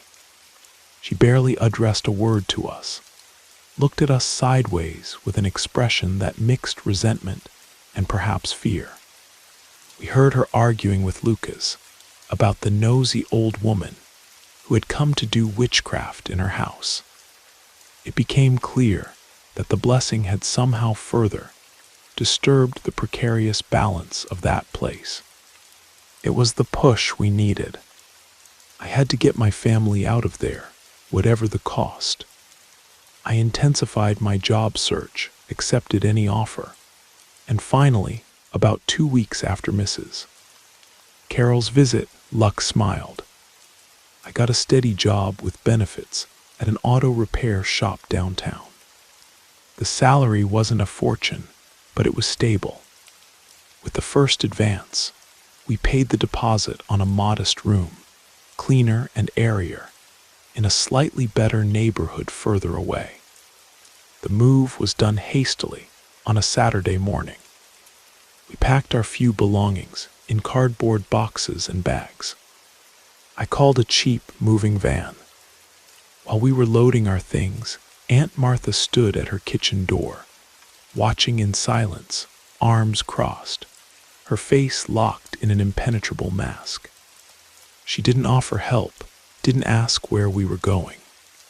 When I passed her with the last box, I merely murmured, "Thanks for everything, Aunt." She gave a slight nod without saying anything. Lucas didn't even appear. Leaving that street, putting that house behind us, was like emerging from a deep dive in dirty water. I breathed deeply the morning air, which seemed cleaner, lighter. The new room was small, but with sun coming through the window, and no smell of mildew. Brianna slept for hours on end, a peaceful sleep we had never seen. Valerie, sitting on the bed, looked around with tears in her eyes. But this time they were tears of relief. Today, 8 years have passed. We have our own house, financed with great effort but ours. We have another child, Peter, a mischievous and healthy boy. Brianna is an intelligent, talkative girl, but sometimes she still has a distant, thoughtful look, as if remembering something she can't explain. She never again had those desperate cries. She never again seemed to see things that weren't there. Valerie flourished, regained her joy of living. Me, I continue working at the repair shop, fighting day by day, but I sleep well at night. The weight on my shoulders disappeared completely the day we left Aunt Martha's house. We never went back there. We talked to Aunt Martha by phone at Christmas, on her birthday. Her voice is always the same, distant, tired. I heard from other relatives that Lucas got involved with the wrong crowd, had trouble with the police. But now he's calmer, locked in the house playing video games all day. Aunt Martha continues in the same routine, cleaning other people's houses, aging alone in that house that seems to suck the life out of anyone who lives there. To this day, I can't say exactly what was happening in that in-law suite, in that house. If it was just the weight of the sadness, the unresolved grief of my aunt, the bad energy of years of suffering and accumulated resentment, if it was the spirit of my Uncle Charles, or something worse that took advantage of that weakness. Mrs. Carol might have known more, but I never saw her again. Maybe it was a mix of all that, potentiated by our own vulnerability, by our fear, by our misery. I don't have answers. I just know it was real, and that running away was the only thing that saved us. I have the dark feeling that for those who stayed, the weight of those rooms continues there, crushing slowly. Hey folks, thanks for listening. Click the notification bell to be alerted of all future narrations. I release new videos every day here. Hope to see you in the next ones. Now on the screen, I'll leave 2 other good videos that I know you'll like. See you there.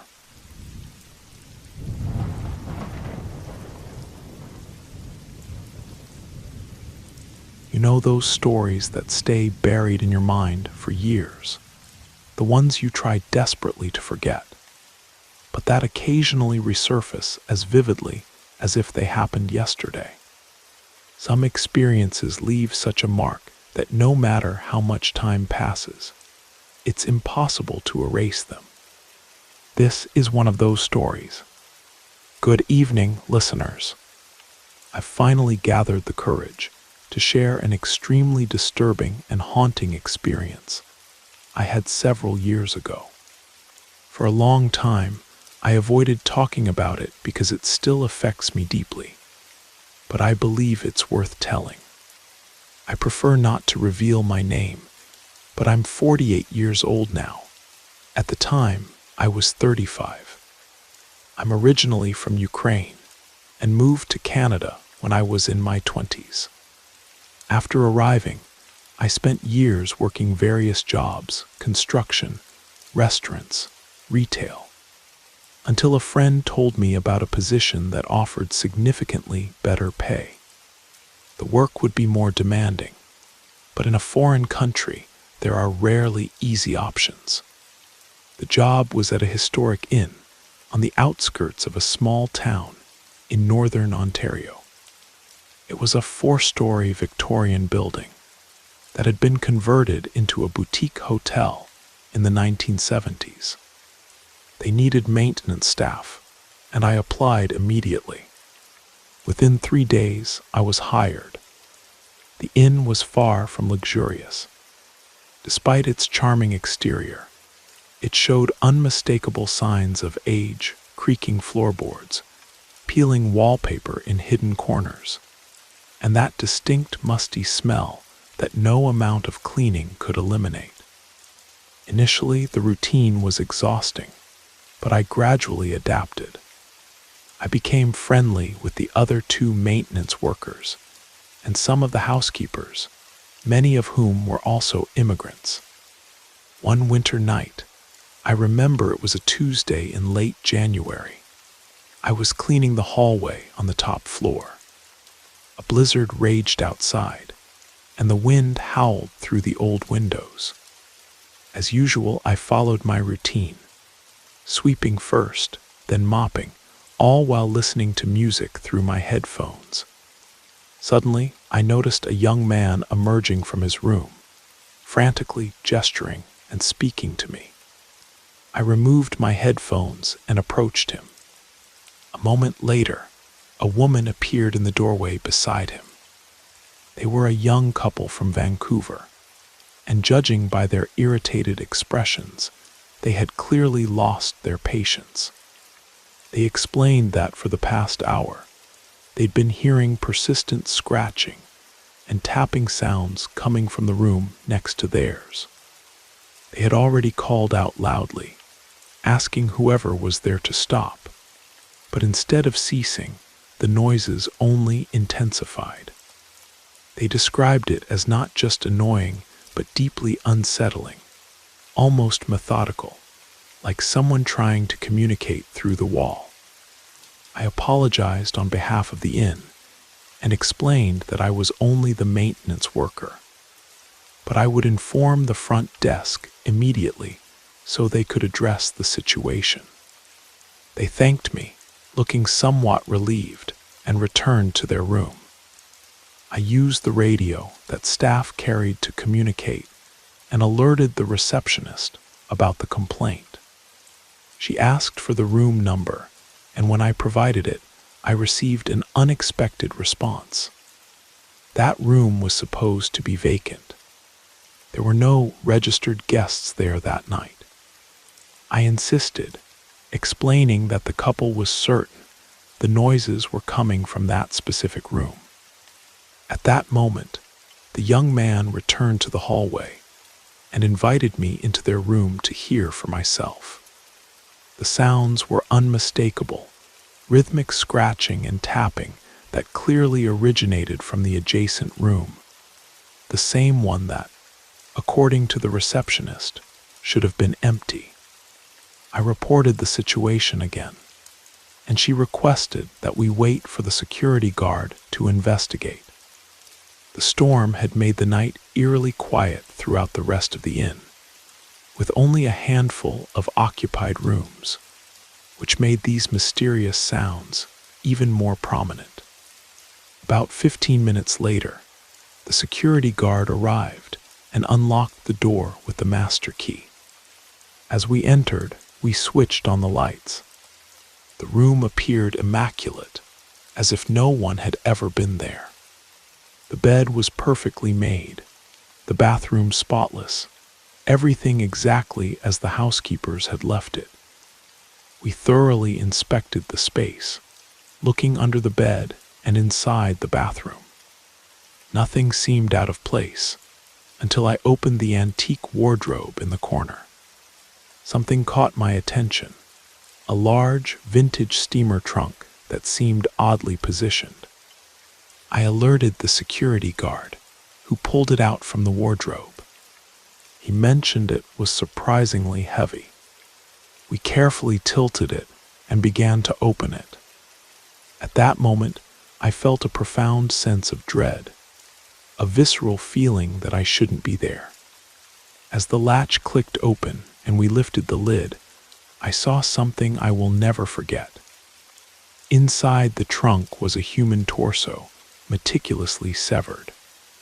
I immediately backed away and rushed to the bathroom, where I could barely contain my nausea. Meanwhile, the security guard was already calling the police. Within an hour, the inn was evacuated. Few guests were staying that night due to the storm, but all were removed as the location was now a crime scene. I had to remain to provide my statement. When the officers arrived, one requested that the security guard check the surveillance footage. Later, I learned what the recordings revealed. A figure in a long coat with a scarf covering most of their face had entered through the service entrance during the height of the blizzard earlier that day. They carried that heavy trunk and took it directly to the room where they left it. The most disturbing detail was how brief their visit was, not more than 4 minutes. They simply entered, deposited the trunk, and departed without looking back. The investigators never found any explanation for the sounds that the guests heard, those persistent, rhythmic noises that came precisely from that room that was supposedly empty. And to this day, they haven't caught whoever was responsible for this atrocity.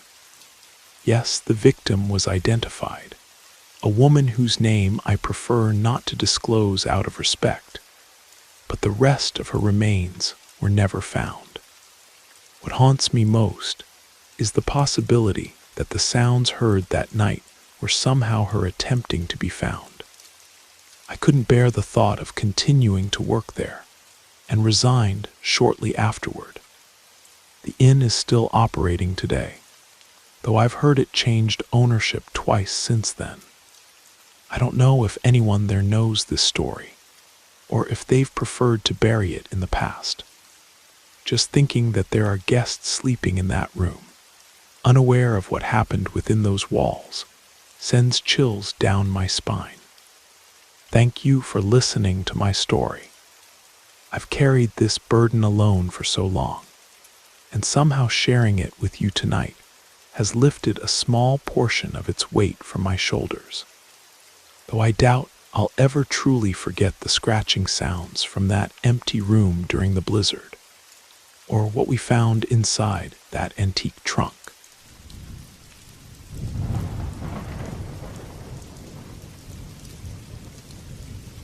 Hello there. Before I begin, I want to emphasize that I share this story with deep respect for the victim. My only goal is to show that such events happen more often than we might imagine. My name is Nicholas. I prefer not to reveal my last name, but for many years I worked as an orderly at a large medical center in Chicago. This was in the late 90s, when the city constantly lived at a hectic pace, and our center was one of the largest in the state of Illinois. The job of an orderly isn't easy. The schedule was exhausting, and the amount of cleaning was enormous. As you might guess, I had grown accustomed to seeing all kinds of situations. Sometimes my task was to attend to the morgue, cleaning the space between the bodies. Although it was a depressing environment, over time, one learns to cope. I always had a habit of addressing the deceased with respect, asking for forgiveness before starting to sweep or mop the floor. It was my way of showing dignity. But nothing could have prepared me for what happened on that frosty November night. It was already well past 11 in the evening.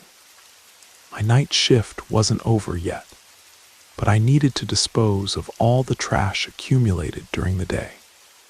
The dumpsters were located at the back of the hospital, an isolated area where almost no one went, especially at this hour.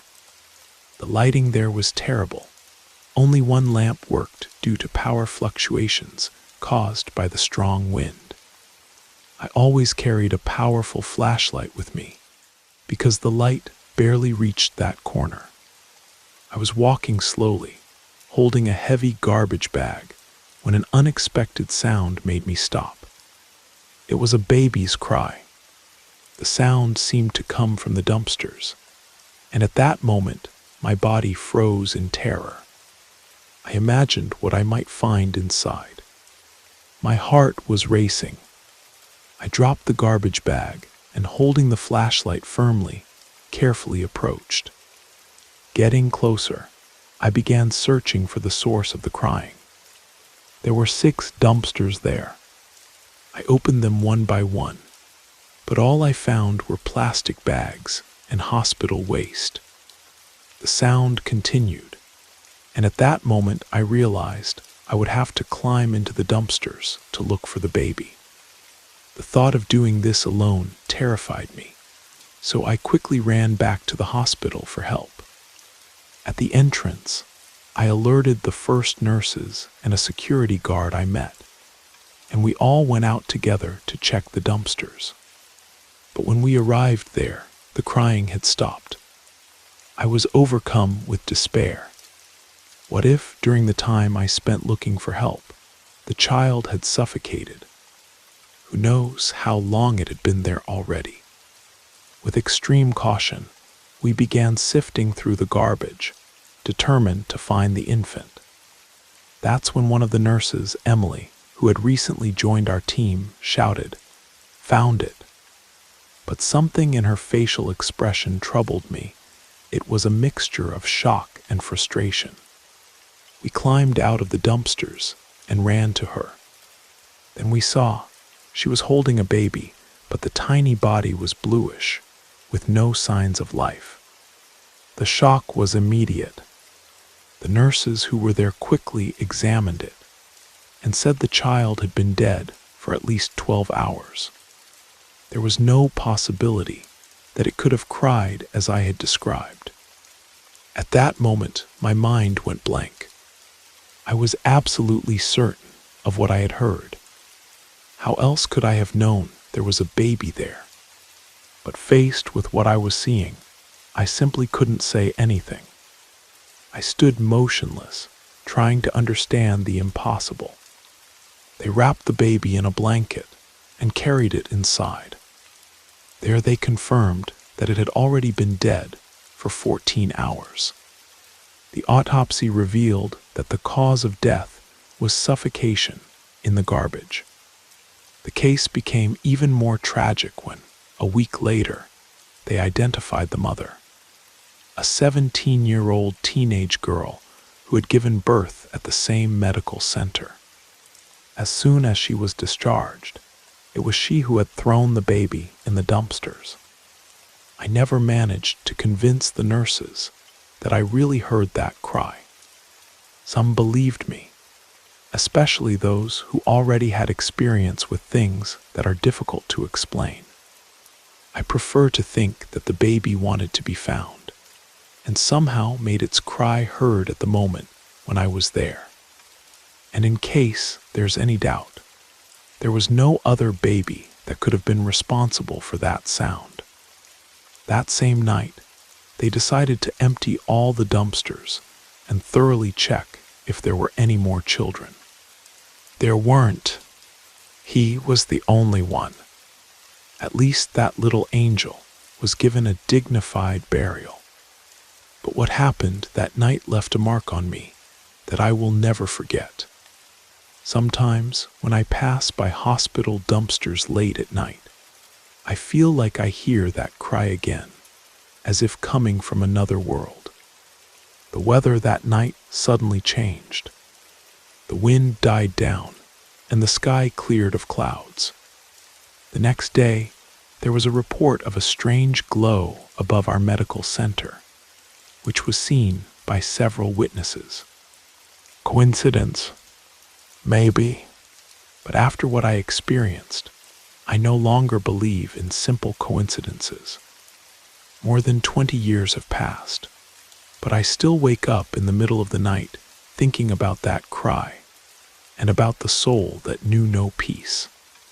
If you ever find yourself in a similar situation and hear something that shouldn't be there, don't ignore it. Perhaps someone from the other side is trying to tell you something.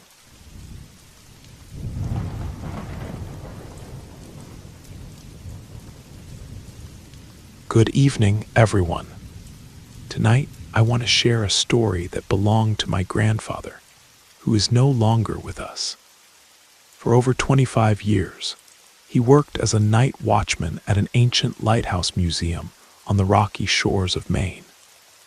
A profession that gifted him with countless memories and several extraordinary stories he loved sharing with my sister and me during our winter visits.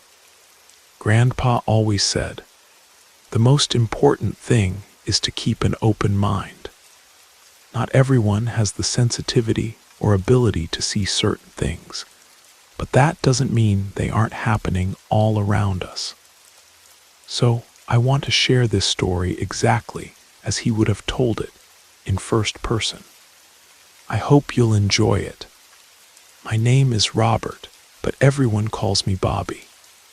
I worked as a night watchman at the Stormview Lighthouse Historical Museum for more than 25 years. It was a magnificent structure from the early 18th century, with spiral staircases, weathered stone walls, and creaking wooden floors that echoed with memories of bygone eras. On those autumn nights, the museum transformed into another world entirely. When all the visitors departed and most of the staff headed home, only I remained, along with two administrators at the entrance, and the cold corridors saturated with history.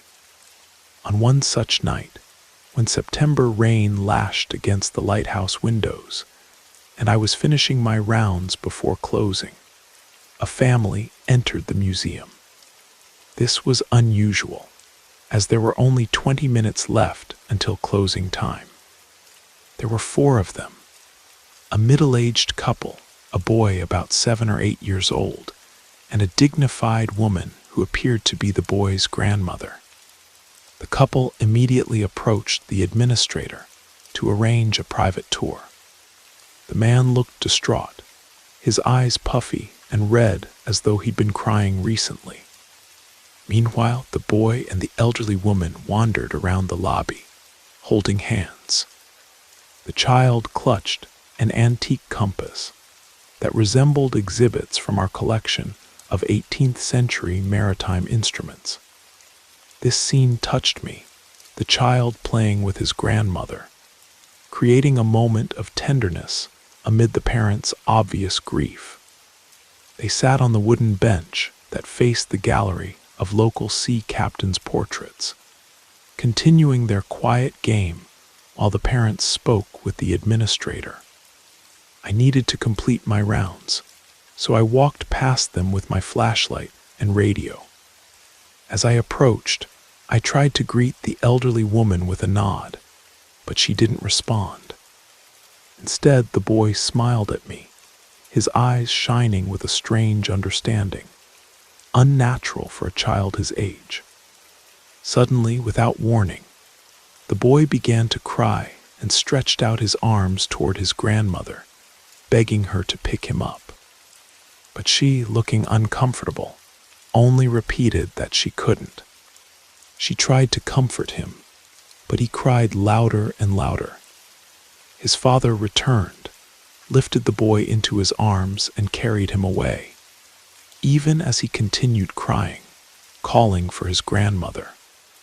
The woman remained motionless on the bench, watching them leave with an expression I couldn't decipher, a mixture of longing and relief. I finished my rounds and prepared to end my shift. The family was still in the museum when I left that rainy night. The next morning, I returned to work and found the museum unusually busy. It turned out they were preparing a special ceremony in the Sea Captain's Gallery, the unveiling of a new exhibit, a portrait of a renowned benefactress of the museum who had recently passed away. Among those present, I recognized the boy's parents from the previous night. However, neither the boy nor the grandmother was there. My morning shift colleague, Martha, explained that the portrait of the deceased had already arrived, and the staff was arranging flowers and preparing the space where the painting would be displayed. After helping with the flowers, Martha called me to help bring in the frame with the portrait, which was waiting in the corridor. The frame was large and heavy, so I went to help her without giving it much thought. But when I saw the image in the portrait, a chill ran down my spine. I froze, unable to move. The portrait showed the same woman I had seen the previous night, the same one who held the boy's hand, the same grandmother he had cried for, asking to be picked up. Yes, the woman I had seen that night was already dead. Martha noticed my expression and asked if I knew this woman. I merely shook my head and told her not to worry. I didn't want to say anything at that moment to avoid frightening her. Without further words, we carried the portrait to the gallery together. Afterward, I went to the security room where there was a small kitchen for staff. I sat there for a long time, trying to make sense of everything that had happened. A little later, Martha appeared. She knew me well. We had worked together for more than 15 years and sensed something was wrong. I couldn't keep it to myself anymore. I needed to share it with someone, and I trusted her. I told her everything. She listened attentively, and instead of being frightened, her face expressed a mixture of amazement and emotion. After several seconds of silence, she said, she came to say goodbye to her grandson. These words completely changed how I viewed the situation. Suddenly, fear gave way to a melancholic sadness, and simultaneously, a feeling of tenderness. I realized that the boy was the only one in the family who could see her. And somehow, for some reason I couldn't explain, I had been able to see her too. But there was something else bothering me, something I hadn't mentioned to Martha. When I passed by them in the lobby, I'd noticed a faint scent of sea salt and lavender coming from the elderly woman. It was distinctive enough that I remembered it clearly, even though I hadn't thought much of it at the time. Returning to the gallery, I saw that the ceremony had already begun. The museum director was speaking about the deceased's contributions to the preservation of maritime history, her passion for the lighthouse and its stories. Many people were crying, especially the boy's parents, but the boy himself wasn't there. They had probably decided it was better not to bring him. During the speech, they began showing photographs of the deceased on a large screen, images filled with moments shared with family and friends. And in many of them, she was with her grandson, holding his small hands, helping him take his first steps, smiling beside him against the backdrop of our lighthouse, sharing moments that now seemed even more significant. Then something caught my attention. On a small table next to the portrait, museum staff had arranged some personal items that had belonged to the deceased, items that would become part of the permanent exhibition. Among them was a small bottle of perfume. Curious, I approached after the ceremony, and making sure no one was watching, I opened it and took a subtle sniff. The scent hit me immediately, sea salt and lavender. Exactly what I had smelled the night before. At that moment, I felt a lump in my throat and couldn't hold back a tear. I understood that I had witnessed something that goes beyond our understanding. Love that overcomes even death. But the story doesn't end there. 3 days later, while making my usual rounds through the sea captain's gallery, I noticed something unusual about the portrait. The elderly woman's hand, which had been painted resting on an antique nautical compass, the same one the boy had been holding, was now positioned slightly differently. The fingers, which had been closed around the compass in the original painting, now appeared more relaxed, as if she had just let go of something she had been holding tightly. I blinked several times, thinking my eyes were playing tricks on me. I even found an opening day program with a photo of the portrait to compare. There was no doubt the painting had changed. I never told anyone about this last detail. Some things, as my grandfather used to say, are better left as mysteries. That's my grandfather's story. I hope you enjoyed it. He always believed that the world around us is full of mysteries that we simply aren't always able to see. And after hearing this story, I began to look at the world a little differently, noticing those small moments when, perhaps, invisible threads connect us with those we've lost.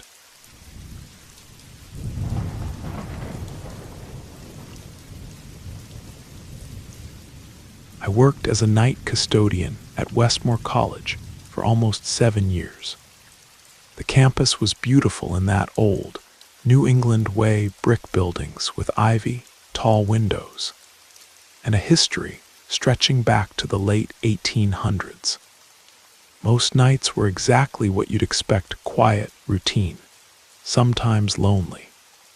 But there was one night in the winter of 2009 that I still can't explain. It was during winter break, and the campus was practically deserted.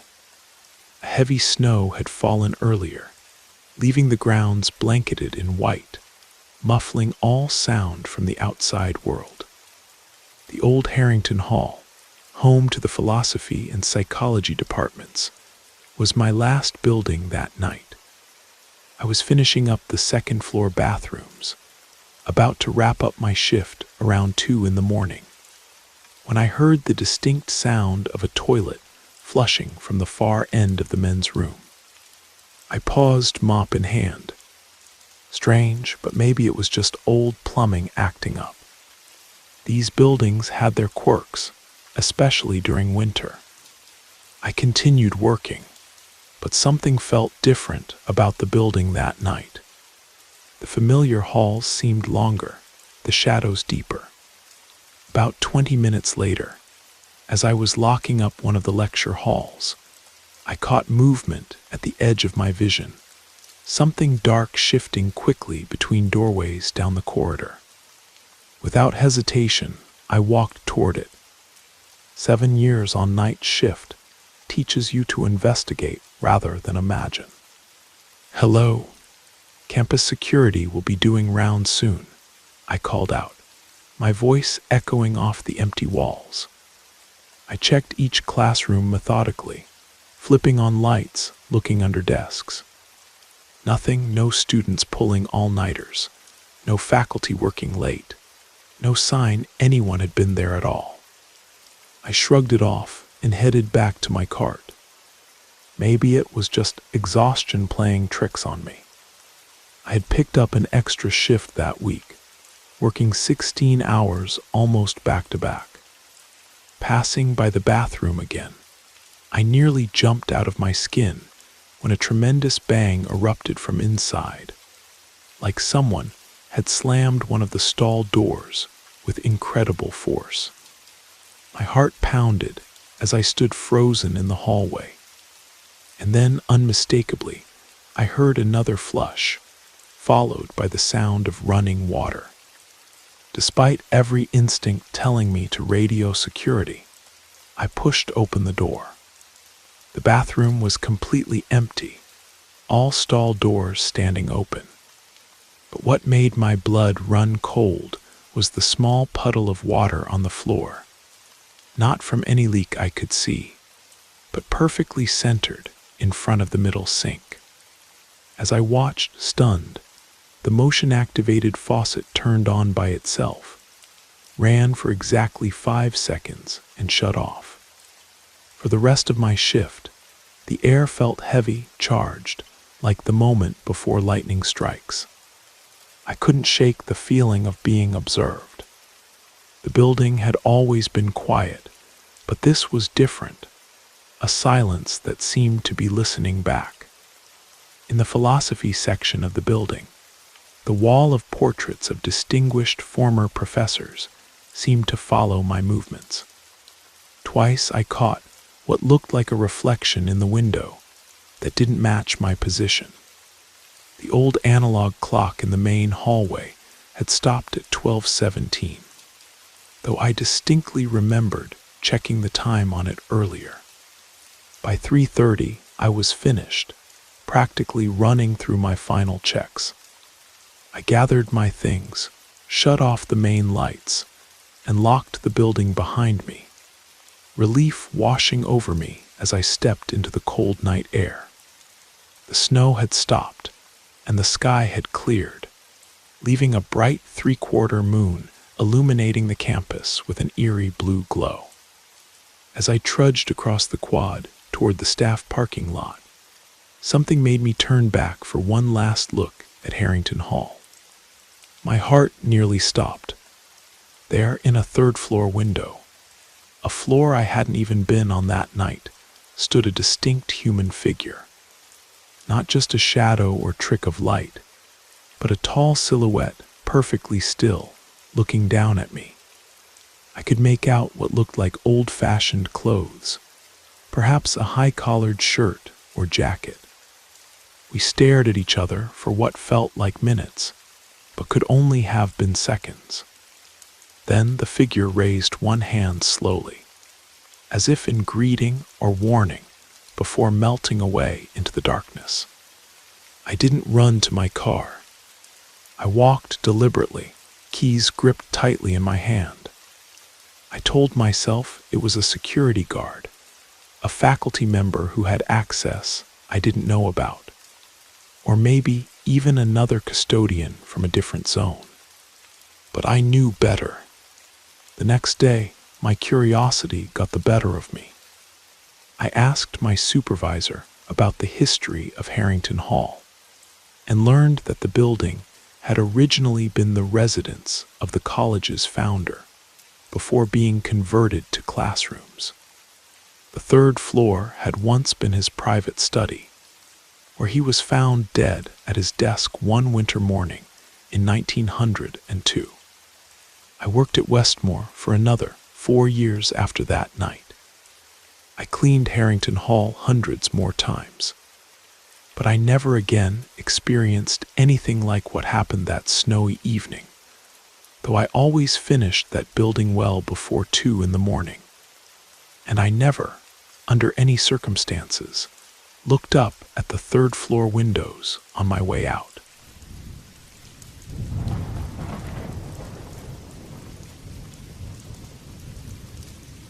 It happened when I was working as a night caretaker at the historic Old Pine Hotel in a small mountain town in Montana. This 19th century building, with its creaking wooden floors and antique chandeliers, always created a special atmosphere that was simultaneously enchanting and unsettling. My duties were fairly simple, maintaining cleanliness in the common areas. The lobby, conference hall, library, and small bar on the first floor. I wasn't responsible for cleaning the guest rooms, so I spent most of my time on the lower floors of the building. My schedule usually varied, and occasionally I would finish work around 3 in the morning. This hotel was located on the outskirts of town, at the foot of the mountains, and in the late hours, the surrounding area became extremely quiet and deserted. Tall pine trees cast long shadows in the light of the old-fashioned lanterns, creating a feeling like you'd stepped into another dimension of time. One November evening, when the temperature had dropped to nearly 0 degrees, I was finishing my shift. All that remained was to take the trash to the special container located in the hotel's inner courtyard. This courtyard was connected to a neighboring abandoned house through a semi-dilapidated wooden fence. Nobody was particularly concerned about security from that side, since the only entrance to the hotel from there was a service door that could only be opened from the inside. I took out the trash and, wanting to breathe in the fresh mountain air, decided to stay outside for a few minutes. Taking out a cigarette, I lit it and just stood there, looking up at the starry sky. Something about this moment felt wrong. Some elusive feeling of anxiety gradually filled my consciousness, as if something or someone was watching me from the darkness. I looked around but noticed nothing unusual, just the dark silhouettes of trees and old buildings. Deciding it was just fatigue after a long shift, I extinguished my cigarette and returned to the hotel. The rest of the night passed without incident, and I went home, almost forgetting about that strange moment of anxiety. The next day, as soon as I crossed the threshold of the hotel, Mike, our head of security, approached me with a serious expression. "Jake, can you come in for a minute?" he asked in a restrained tone.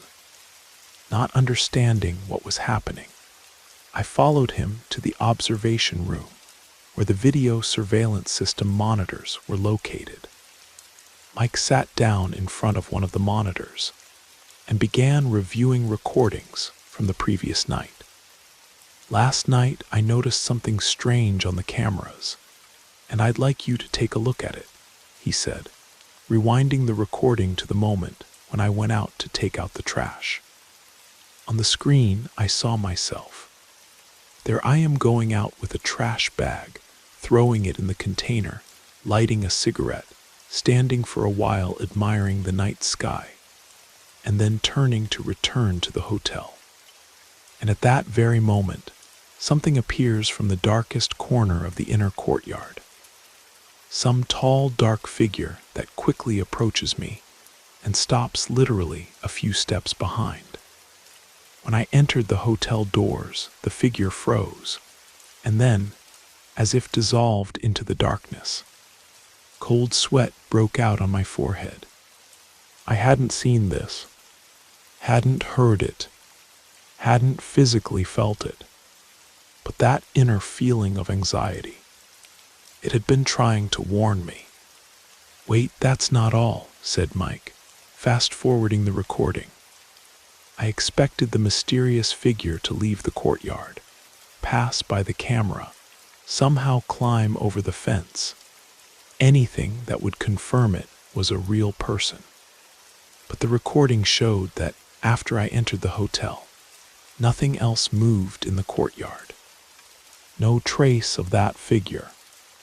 We checked all the cameras, including those in the parking lot and near the main entrance, Mike explained. Nobody entered that courtyard or left it all night. He fast-forwarded the recording further to dawn. The courtyard remained empty, even when the first rays of sun illuminated it. "I almost reported an intrusion," Mike continued. "But when we reviewed the footage several more times, it seems there was no one there. At least no one who left any traces. From that day on, I never again went out alone into that inner courtyard after sunset. If I needed to take out the trash during the night shift, I asked someone to go with me, or did it earlier, before darkness fell.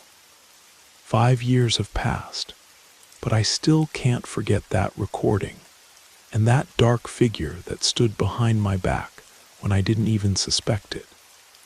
Sometimes I wake up in the middle of the night, with the feeling that someone is standing behind me in the darkness of my bedroom. And I don't even look back, afraid that this time I might actually see what remained unnoticed that night. Perhaps it was just a play of light and shadow, an optical illusion created by old surveillance cameras. Perhaps it was someone who somehow avoided the other cameras. Or perhaps in the old Pine Hotel, there is something more than just historic walls and antique furniture. Some mysteries are better left unsolved.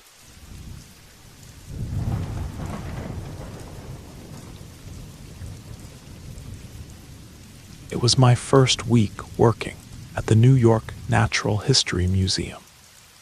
Although I had worked in similar places before, and some colleagues told stories about paranormal phenomena, I never took such stories seriously. At least not until that evening. I remember it was late autumn of 2009. Around 9 in the evening, the November wind was howling outside the windows, throwing handfuls of rain against the ancient panes. The museum had long emptied. Visitors and most staff had dispersed several hours ago. At such moments, the enormous building transformed into a labyrinth of shadows and silence, where every sound echoed with double force. I was just finishing my rounds in the eastern wing when I noticed a dim light from under the doors of the paleontology department. This seemed strange. According to the rules, all lighting should be turned off after closing. Perhaps one of the scientists had stayed late, or the duty manager simply forgot to check this room. As I moved down the corridor toward this room, I heard a sound that made me freeze in place. It was footsteps, but not ordinary human footsteps. They sounded different, as if something hard and heavy was slowly moving across the marble floor. Click, clack, click, methodical and measured. At first, I thought it must be one of the night guards in heavy boots. But something about this sound wasn't right, too mechanical, too rhythmic. "Hey, is anyone there?" I called out, feeling my voice get lost in the darkness of the corridor. No response. Only silence, which now seemed even more tense. I approached the doors, and suddenly another sound came from the room, as if something heavy had shifted position, followed by a dull thud like an object falling. After this came those same strange footsteps again, and then absolute silence. My pulse quickened. I should have called security, but my radio was in the break room on the first floor, and my mobile phone, as luck would have it, I'd left charging that evening. Something told me to turn around and leave, but professional duty won out. Taking a deep breath, I opened the doors. The exhibition hall was empty. Glass cases with ancient artifacts stood untouched. Everything seemed to be in its place, except for one thing. A chair by the work desk had been moved, as if someone had just risen from it. And in the center of the hall, under the solitary beam of a ceiling spotlight, stood the complete skeleton of a Tyrannosaurus rex, the pride of the museum's collection. And it was moving, not sharply or noticeably to a casual observer, but I could see how the skull of the giant predator was slowly turning in my direction.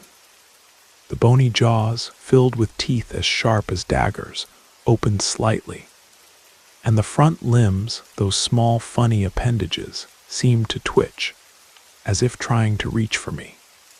I froze, unable to move. Reality was falling apart before my eyes.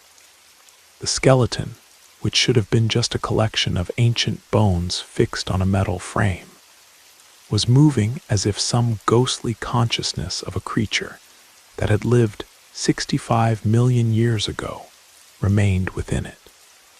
The sound that escaped from my lungs could hardly be called a scream. It was more like a surprised sigh. I felt cold sweat running down my back. And then something even stranger happened. The spotlight flickered, plunging the room into darkness for a moment. And when it shone again, the skeleton stood absolutely motionless, as a museum exhibit should. I didn't wait for further surprises. Mechanically pressing the switch by the door, I literally flew out of the room and descended the stairs as quickly as I could. The following week, I ventured to tell Margaret about this incident, an elderly woman who had worked in the museum cafeteria for over 20 years. Her reaction stunned me. Instead of laughing or doubting my mental health, she just nodded seriously. "Many of us have seen it move," she said quietly, looking around as if afraid someone might be eavesdropping, especially during the full moon or on anniversaries of certain events. "What events?" I asked, feeling goosebumps rising on my skin. Margaret leaned closer. "Do you know the paleontologist who assembled this skeleton?" "Dr. William Harrison." I shook my head. "He disappeared during an expedition in 1976, she continued. "His body was never found. But a month before his disappearance, he told colleagues that he felt a strange connection with these bones, as if they were talking to him. Everyone considered it the eccentricity of a genius, until—" Margaret abruptly fell silent as the museum director entered the cafeteria. I worked at the museum for 8 more months after that night. I never again saw the skeleton move, but I often noticed subtle changes in its posture. A slightly turned head, limbs positioned a bit differently. Officially, this was explained as technical maintenance of the exhibit, but I knew something or someone else was behind these changes. And one early spring day, as I passed by the display case with Dr. Harrison's personal effects, established in his honor, I thought I saw a familiar face in an old expedition photograph looking directly at me. A face I saw every morning in the mirror. The next day, I submitted my resignation and never returned to the New York Natural History Museum. But sometimes, especially on sleepless nights, I hear that sound, click-clack-click, as if something ancient and inhuman is slowly approaching in the darkness.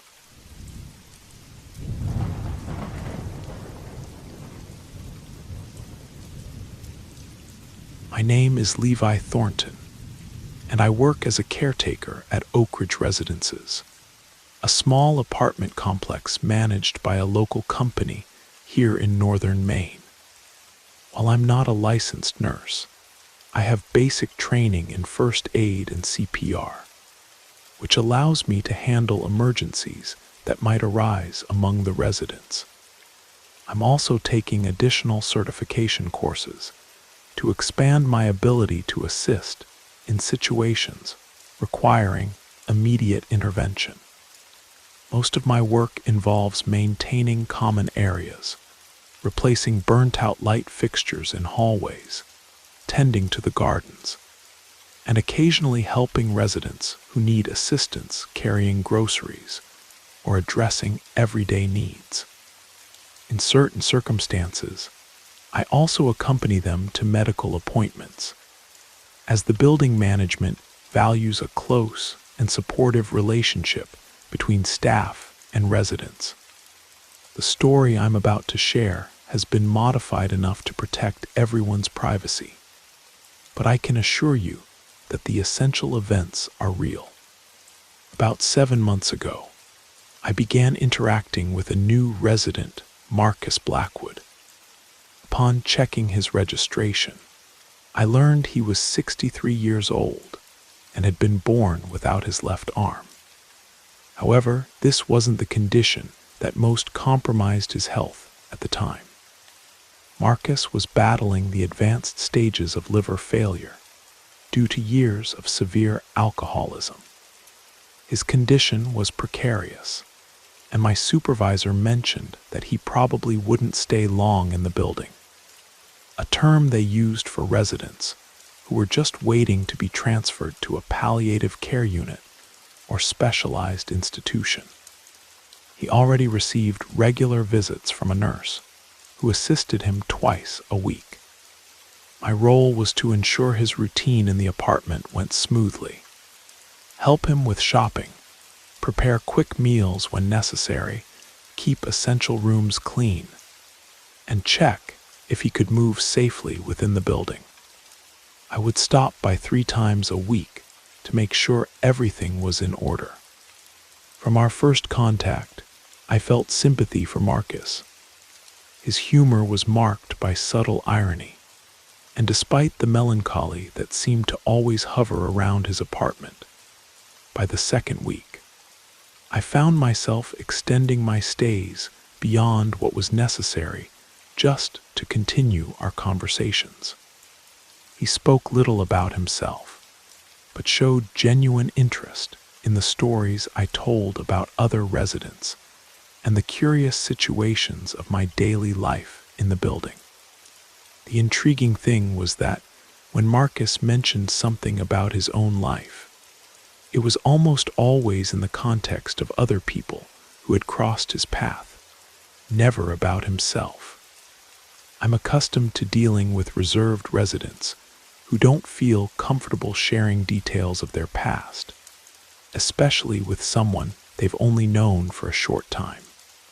So I wasn't surprised that even after several conversations, I still knew very little about his personal journey. What really surprised me was the unexpected question he asked one late afternoon as I collected trash from the bathroom. "You want to know how I lost my arm?" He glanced at his empty left shoulder, and although I immediately understood what he was referring to, I had no idea why the question suddenly arose. Trying to maintain a casual tone, I replied, "From what I remember from your records, you were born without it, weren't you?" There was a latent discomfort in me, a fear of touching on a sensitive subject or saying something that might hurt him in some way. The silence that followed made me think the conversation had ended, but then I saw him shake his head slightly. No, I know that's what they say, what's in the records, what everyone believes. But the truth isn't quite that." He paused, then continued, "It might sound crazy, but if you want to hear, I'll tell you. If not, we can talk about something else." "No problem," he smiled. His expression was tranquil, and I believed him when he said he wouldn't mind if I didn't want to know.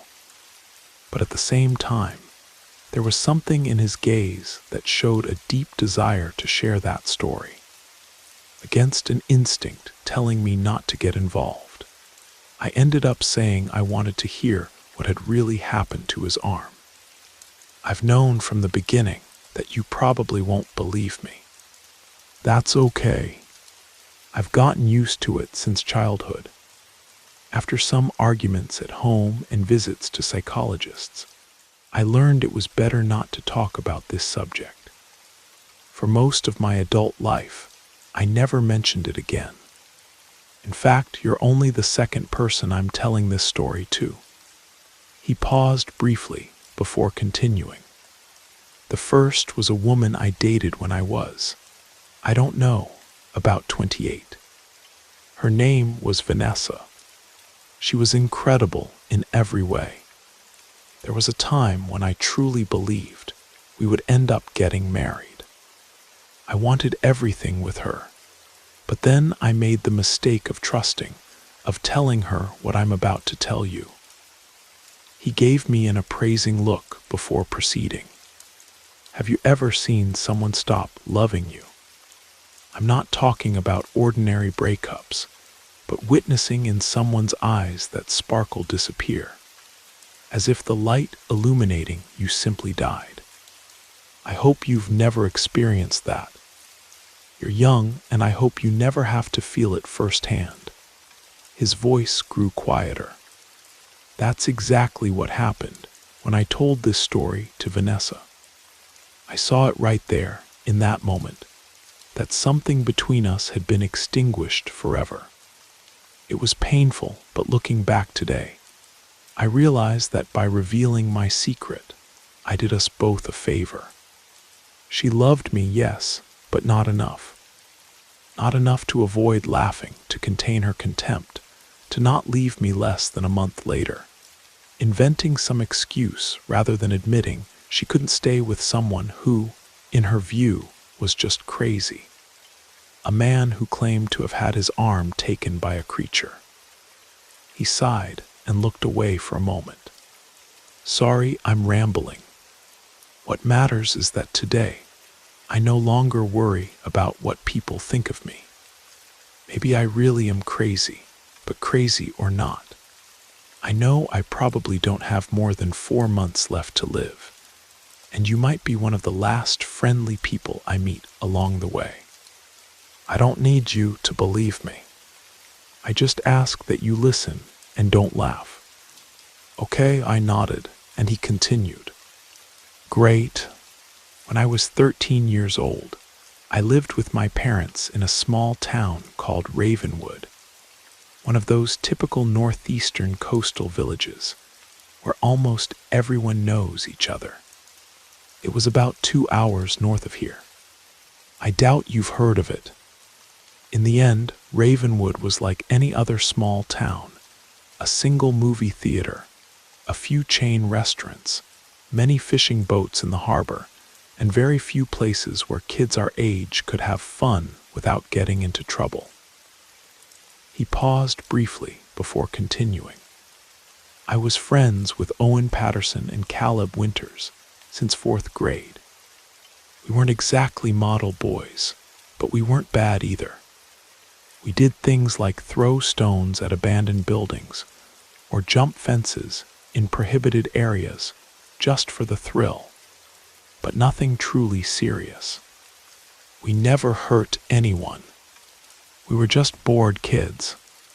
Samhain, that's what the locals called Halloween, was undoubtedly the most anticipated time for us. We still liked knocking on doors, asking for candy, even knowing we were at an age when it was starting to be seen as childish.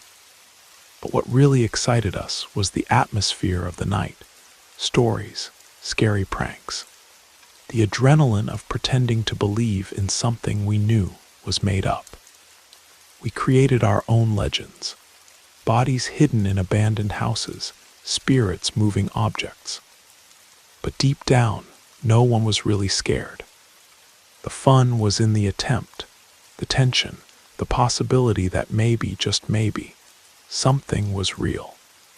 That's when Owen told us about the thing that lived in Blackwater Park. He said he heard the story from his older sister, who had come back from college for a while. According to her, there was a homeless person living in the park, but he wasn't exactly human. He was something different, something that shouldn't exist. Of course, this made the park the most fascinating place in town for us. Blackwater Park was a small, rarely visited area located in an ancient part of town, surrounded by closed shops and houses, practically falling apart. I had been there only once as a child when my parents tried to revisit some memories from the past. But the disappointment was so great that we never went back, and I never thought about returning until I heard that story. Our plan was simple. On Samhain, we had permission to trick or treat from 6 to 9 at night, provided we stayed together and didn't eat anything before getting home. Additionally, we absolutely couldn't stay out after 9. We did the math and concluded we would have time to go to the park and get back with 30 minutes to spare for collecting more candy in the neighborhood. The only discussion was about the order of things. Owen and I wanted to go to the park first. Caleb, on the other hand, insisted it was better to secure the candy beforehand. I suspected he was afraid. The way his eyes widened when he heard the story made me believe that. In the end, he gave in, and we headed to the park before anything else. When we arrived, the sun was already setting. The asphalt showed deep cracks, the vegetation was neglected, and bushes grew uncontrolled, invading the path. The place seemed much gloomier than I remembered. As we approached the twisted and aged wooden bridge, Caleb nudged me and pointed to a rusty drinking fountain, thinking it might be the man from the story. Owen mocked him, but to be honest, I was nervous too.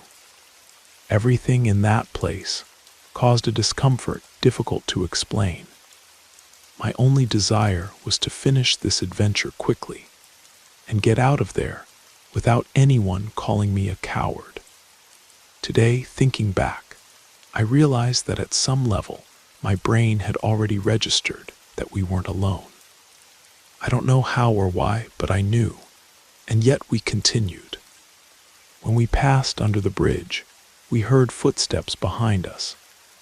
None of us said anything, but we stopped and turned to look, and it was at that moment that Owen let out a scream. Before us was something that appeared at first glance to be a tall man, dressed in a long poncho or overcoat with a hood. But in the light of our flashlights, we saw that it was made of decay, layers upon layers of wet earth, writhing worms, carcasses of small rotting animals mixed with trash. Its eyes were shards of blue glass that glowed from within, as if some faint light illuminated them.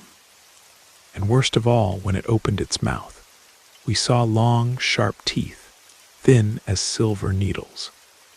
"Do you have something to offer me?" it asked. The voice didn't sound like a man's. It reminded me of the strong wind that precedes a storm. We took a step back, and the thing advanced with an unstable, hesitant gait. "Or will you waste my time?" said the voice, like the distant howl of a wind about to turn into a tempest. Then we ran. The noise that came after us was horrible, heavy footsteps, something wet and sticky dragging across the ground. In the blink of an eye, the creature reached Caleb. I remember the slimy hand, infested with worms, grabbing his shoulder. He let out a scream, but the sound was cut off halfway, not because he had escaped or been dragged away. He simply disappeared, as if the air around him closed over him, leaving behind only a strange silence and an empty space where seconds before he had been. That almost made me stop. It didn't make sense. It wasn't possible, but the survival instinct was stronger. I kept running, only slowing down enough for Owen to bump into me and for us to fall to the ground. I was trying to get up when I heard another snap behind me. When I turned around, Owen had also vanished without a trace, without explanation. The ground where he had fallen was empty, as if he had never been there. The creature hovered over me. The blue eyes gleamed, the metallic teeth grinding against themselves, as if savoring what would come next. "Do you have something to offer me?" The question filled my ears, the sound piercing through me as if it were more than just words. "And no, I only have this," I stammered. I raised my candy bag, but it was empty. At some point, I had dropped my flashlight. I had nothing left, or at least I thought I didn't. Then the thing held my left arm. The sensation was strange, a mixture of tingling and numbness. When I looked, my arm was no longer there. It simply didn't exist anymore. The bag fell to the ground, because there was no hand to hold it. I touched my shoulder, smooth skin, no scar, no wound, as if I had never had an arm. "You may go," its voice came out lower, almost satisfied. Then it turned and disappeared into the shadows. I ran home, where I burst into tears, pouring out disjointed words while my mother tried to understand what had happened. My father called the police. They believed I had been attacked, but dismissed any mention of the monster. And stranger still, no one seemed to know who Owen and Caleb were. No records, no memories, no families who recognized them, as if they had never existed. I was taken to psychologists. They said my mind had created a story to deal with the trauma. Eventually, I learned to pretend I accepted that version. But I never believed it, not even when I grew up and tried to convince myself it was just an illusion. Deep down, I always knew what really happened. He fell silent for a while, playing distractedly with the utensils from the meal I had brought him earlier. Then he looked at me again. "And that's how I lost my arm. Thank you for listening. Thank you for not laughing or sending me to a hospital. You're a good kid." Marcus died 5 weeks later. His wish was to be cremated and the ashes sent to his mother, an elderly lady who still lived in Ravenwood. He had no one else. His debilitated mother couldn't travel to organize the funeral, so I offered to take the ashes and be present at the small farewell ceremony. The trip was smooth. Few people attended, but it was a beautiful moment. In the end, I hugged his mother and told her how much Marcus had meant to me. And it was true. He had been a friend, even if I didn't believe the absurd story he told. I knew the world seemed a little emptier without him. It was late afternoon when I hit the road back home.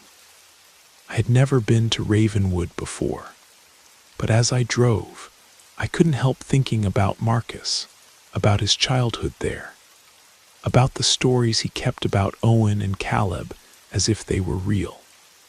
I knew it was all an invention of his mind, but still, I couldn't shake the feeling that maybe it wasn't. Then my eyes spotted the sign for Blackwater Park Small, corroded by rust, tilted to the side, but still legible.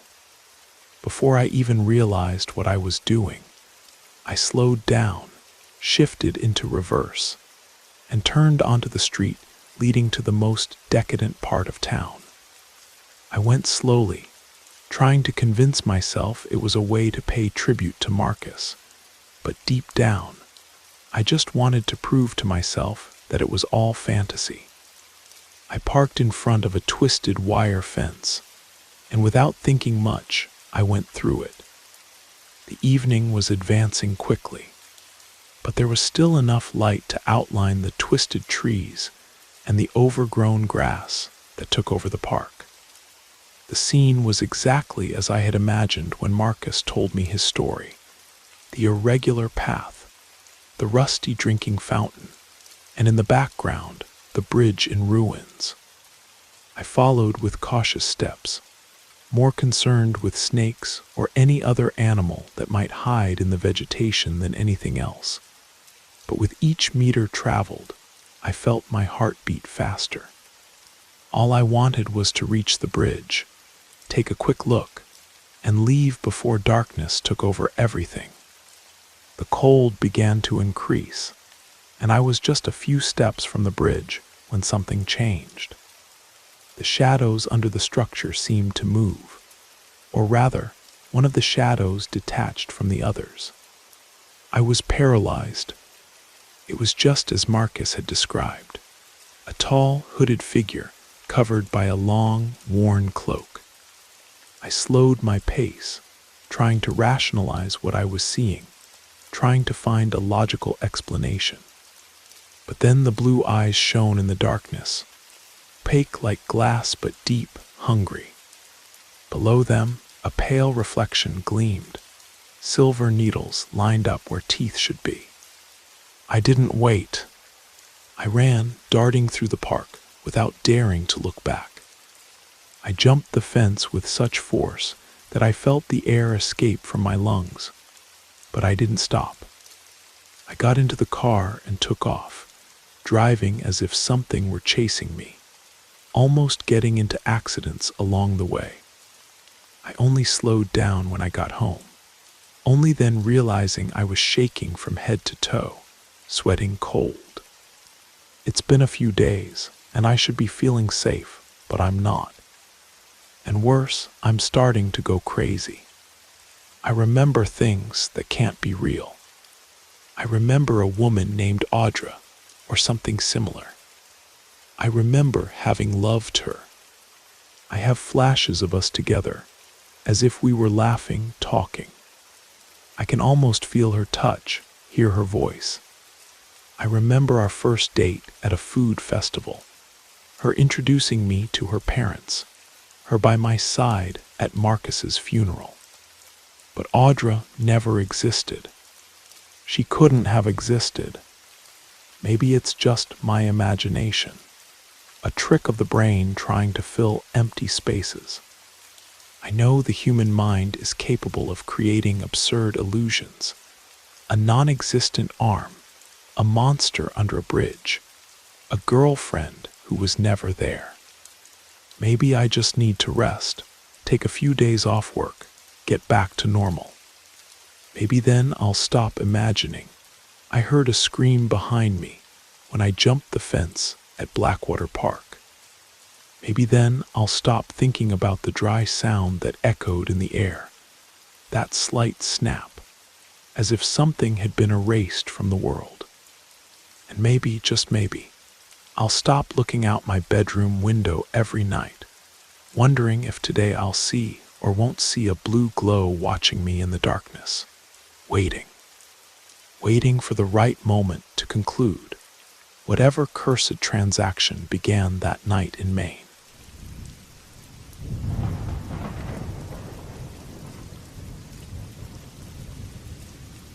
My name is Richard Mercer.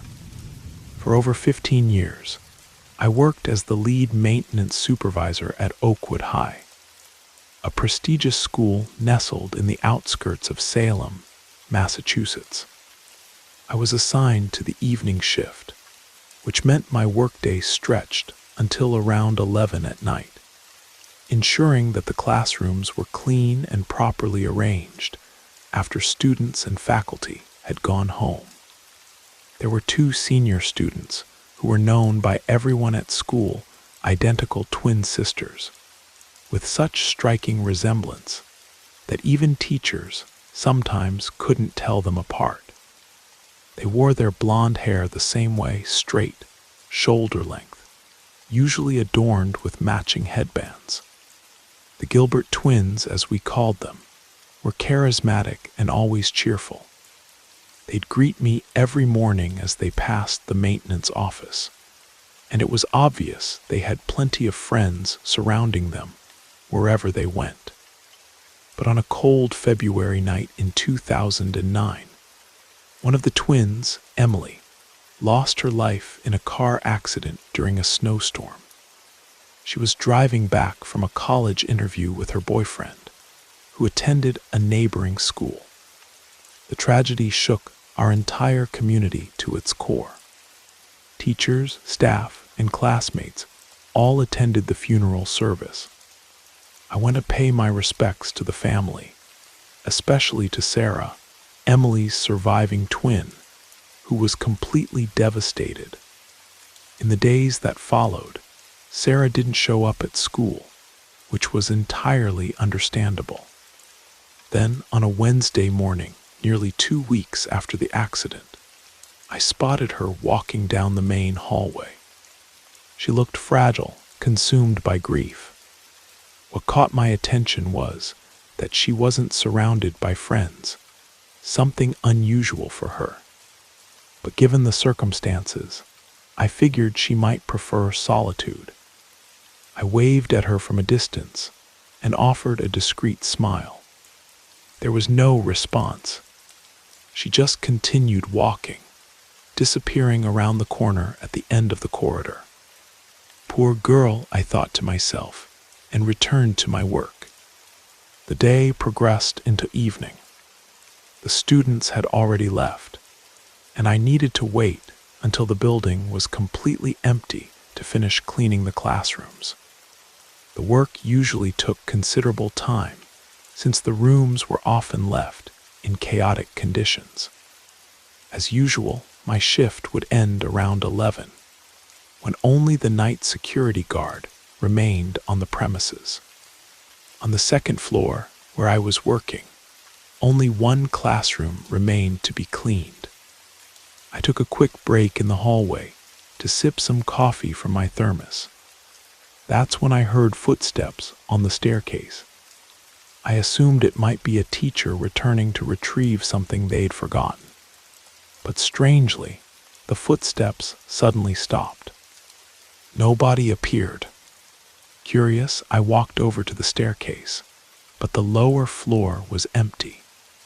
Some lights were already turned off since I had finished cleaning down there. I returned to my work, but as I approached the last classroom, the footsteps sounded again.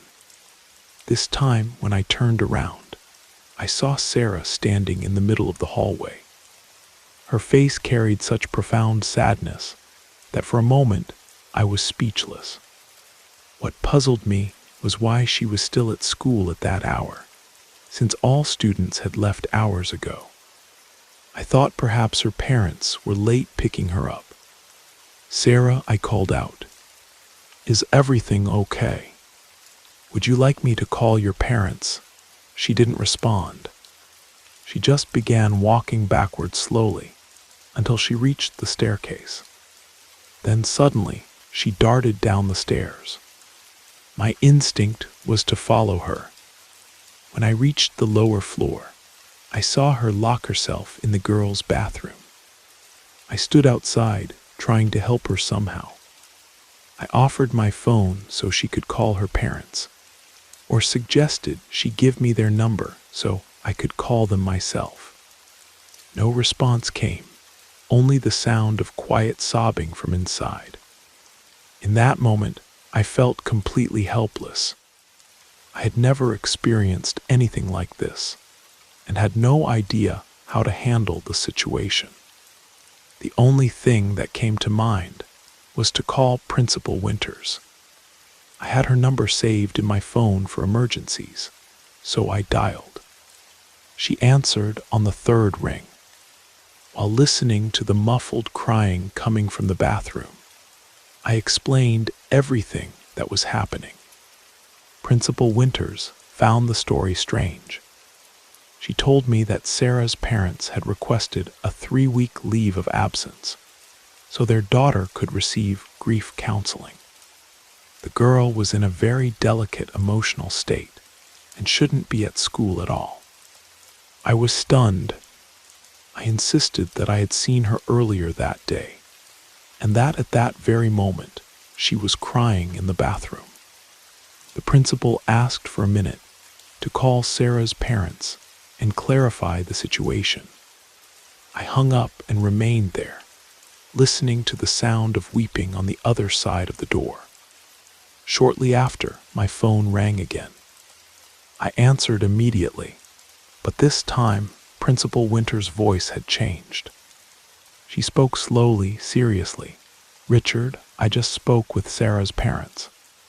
She's at home right now, in fact. I even spoke to her directly. Sarah confirmed she hasn't set foot in the school since her sister's funeral." A chill ran down my spine. My heart raced, and at that exact moment, the crying inside the bathroom ceased. I was still holding the phone to my ear, but I could barely hear the principal trying to convince me that I must have confused Sarah with another student. But I knew what I had seen. There was no mistake. The principal asked me to check who was in the bathroom. With trembling hands, I took my master key, unlocked the door, and entered. The bathroom was completely empty. I checked each stall one by one. All were open, with no sign of anyone. And before anyone suggests she could have escaped through a window, that would have been impossible. All the windows in our school had security bars to ensure student safety. It was at that instant that I understood I had just experienced something that defied any logical explanation. Principal Winters remained on the line, as disconcerted as I was. After a brief silence, she simply told me to go home, get some rest, and that we would talk later. I quickly gathered my things and left the building. At the exit, I met Jake, the night security guard, a colleague with whom I usually exchanged a few words. I asked if he had seen any student enter or leave after I had started my work. He said no, explaining that the last person to leave had been a teacher, and that after that, no one else had entered or exited except for me. He wanted to know why I was asking, but I didn't have the strength to explain. I made up some excuse and left. That night I couldn't sleep. I kept reliving every detail of what had happened. The idea that Emily had returned in some form wouldn't leave my mind. In the weeks that followed, I continued to see her walking the hallways, sitting on a bench as if waiting for someone. I knew it wasn't Sarah, the surviving twin, because after the funeral, Sarah had cut her hair short, a complete change from the style she had shared with her sister. I never discovered if anyone else could see Emily, or if it was just me, but she remained there, appearing from time to time, until the day I retired 3 years later. After that, I never returned to that school. This is my story. Make of it what you will.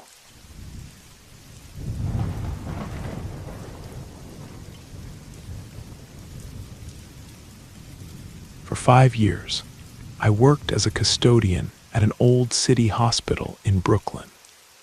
Our facility was private, but it had a special reputation in the neighborhood. Dr. Levin, the chief physician and owner, had a soft heart.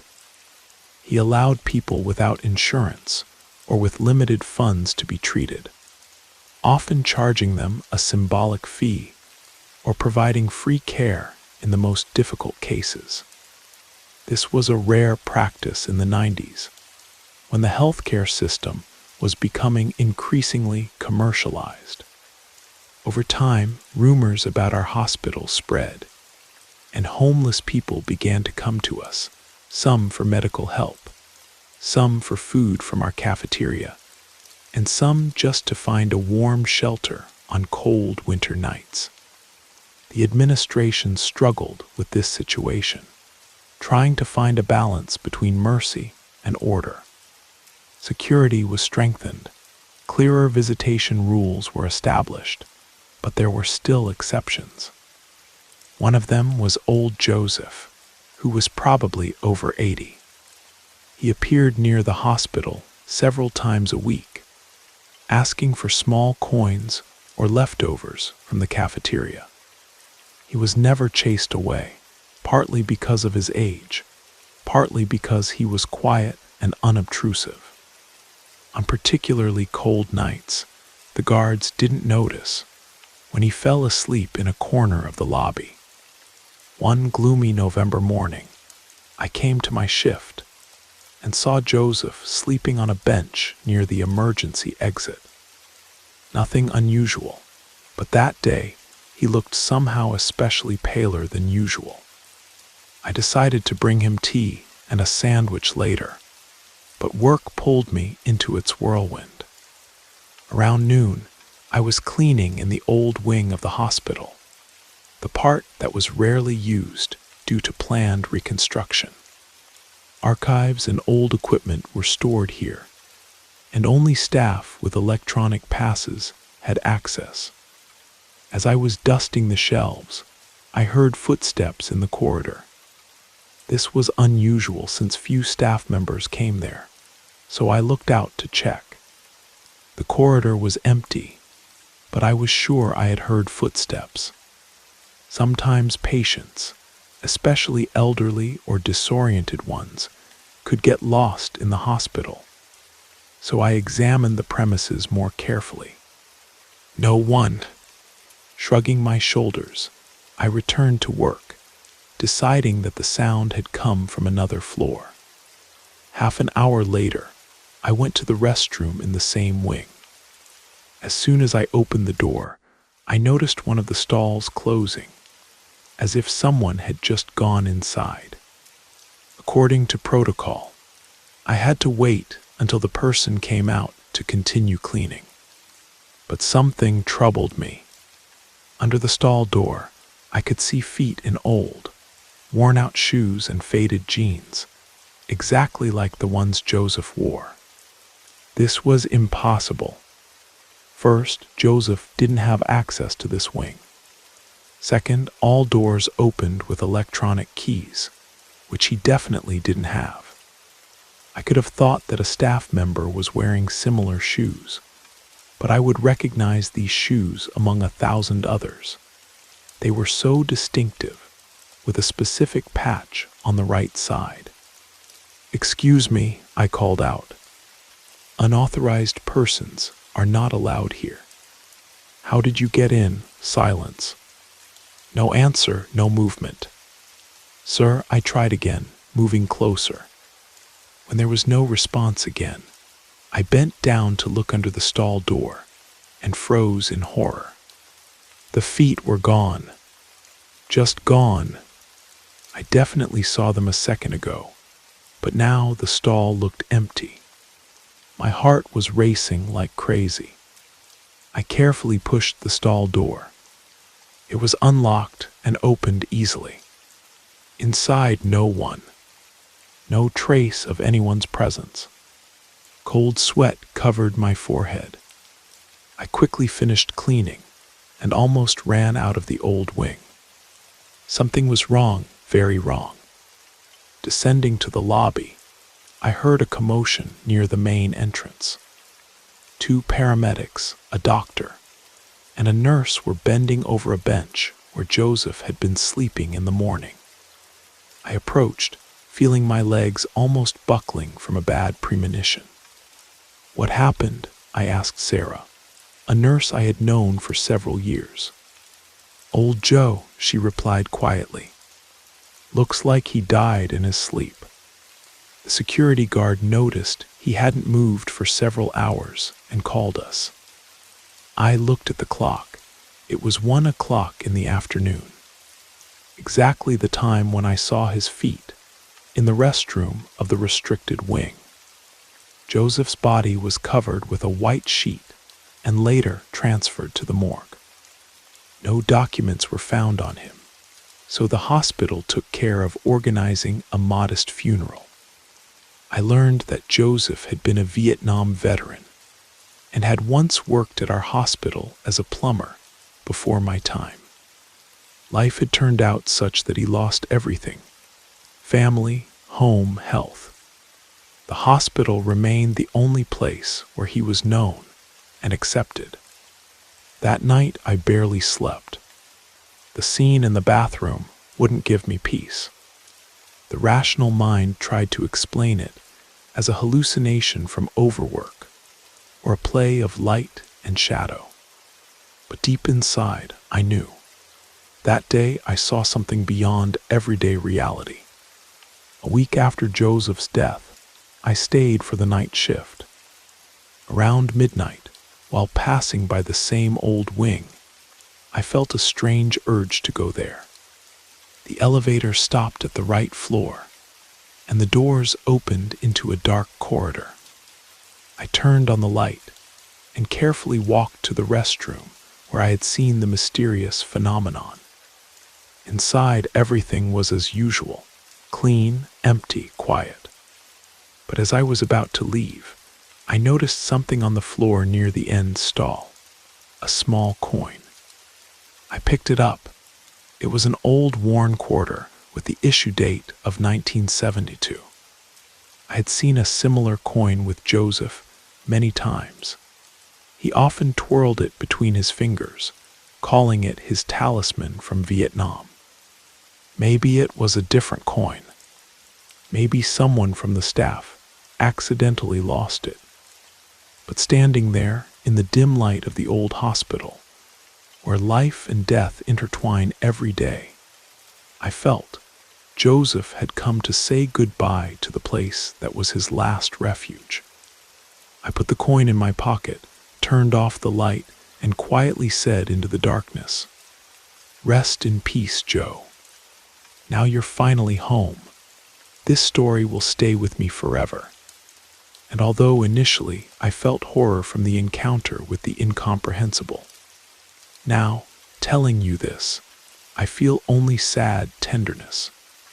Sometimes attachment to a place or people is so strong that even death cannot break this connection immediately. Perhaps some souls need a final farewell before moving on.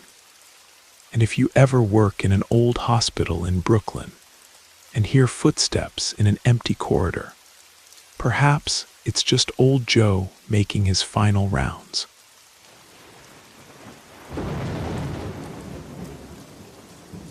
You made it to the end of the stories. That means it's the perfect time to subscribe so you don't miss future episodes. And if you haven't already, leave a like and drop a comment.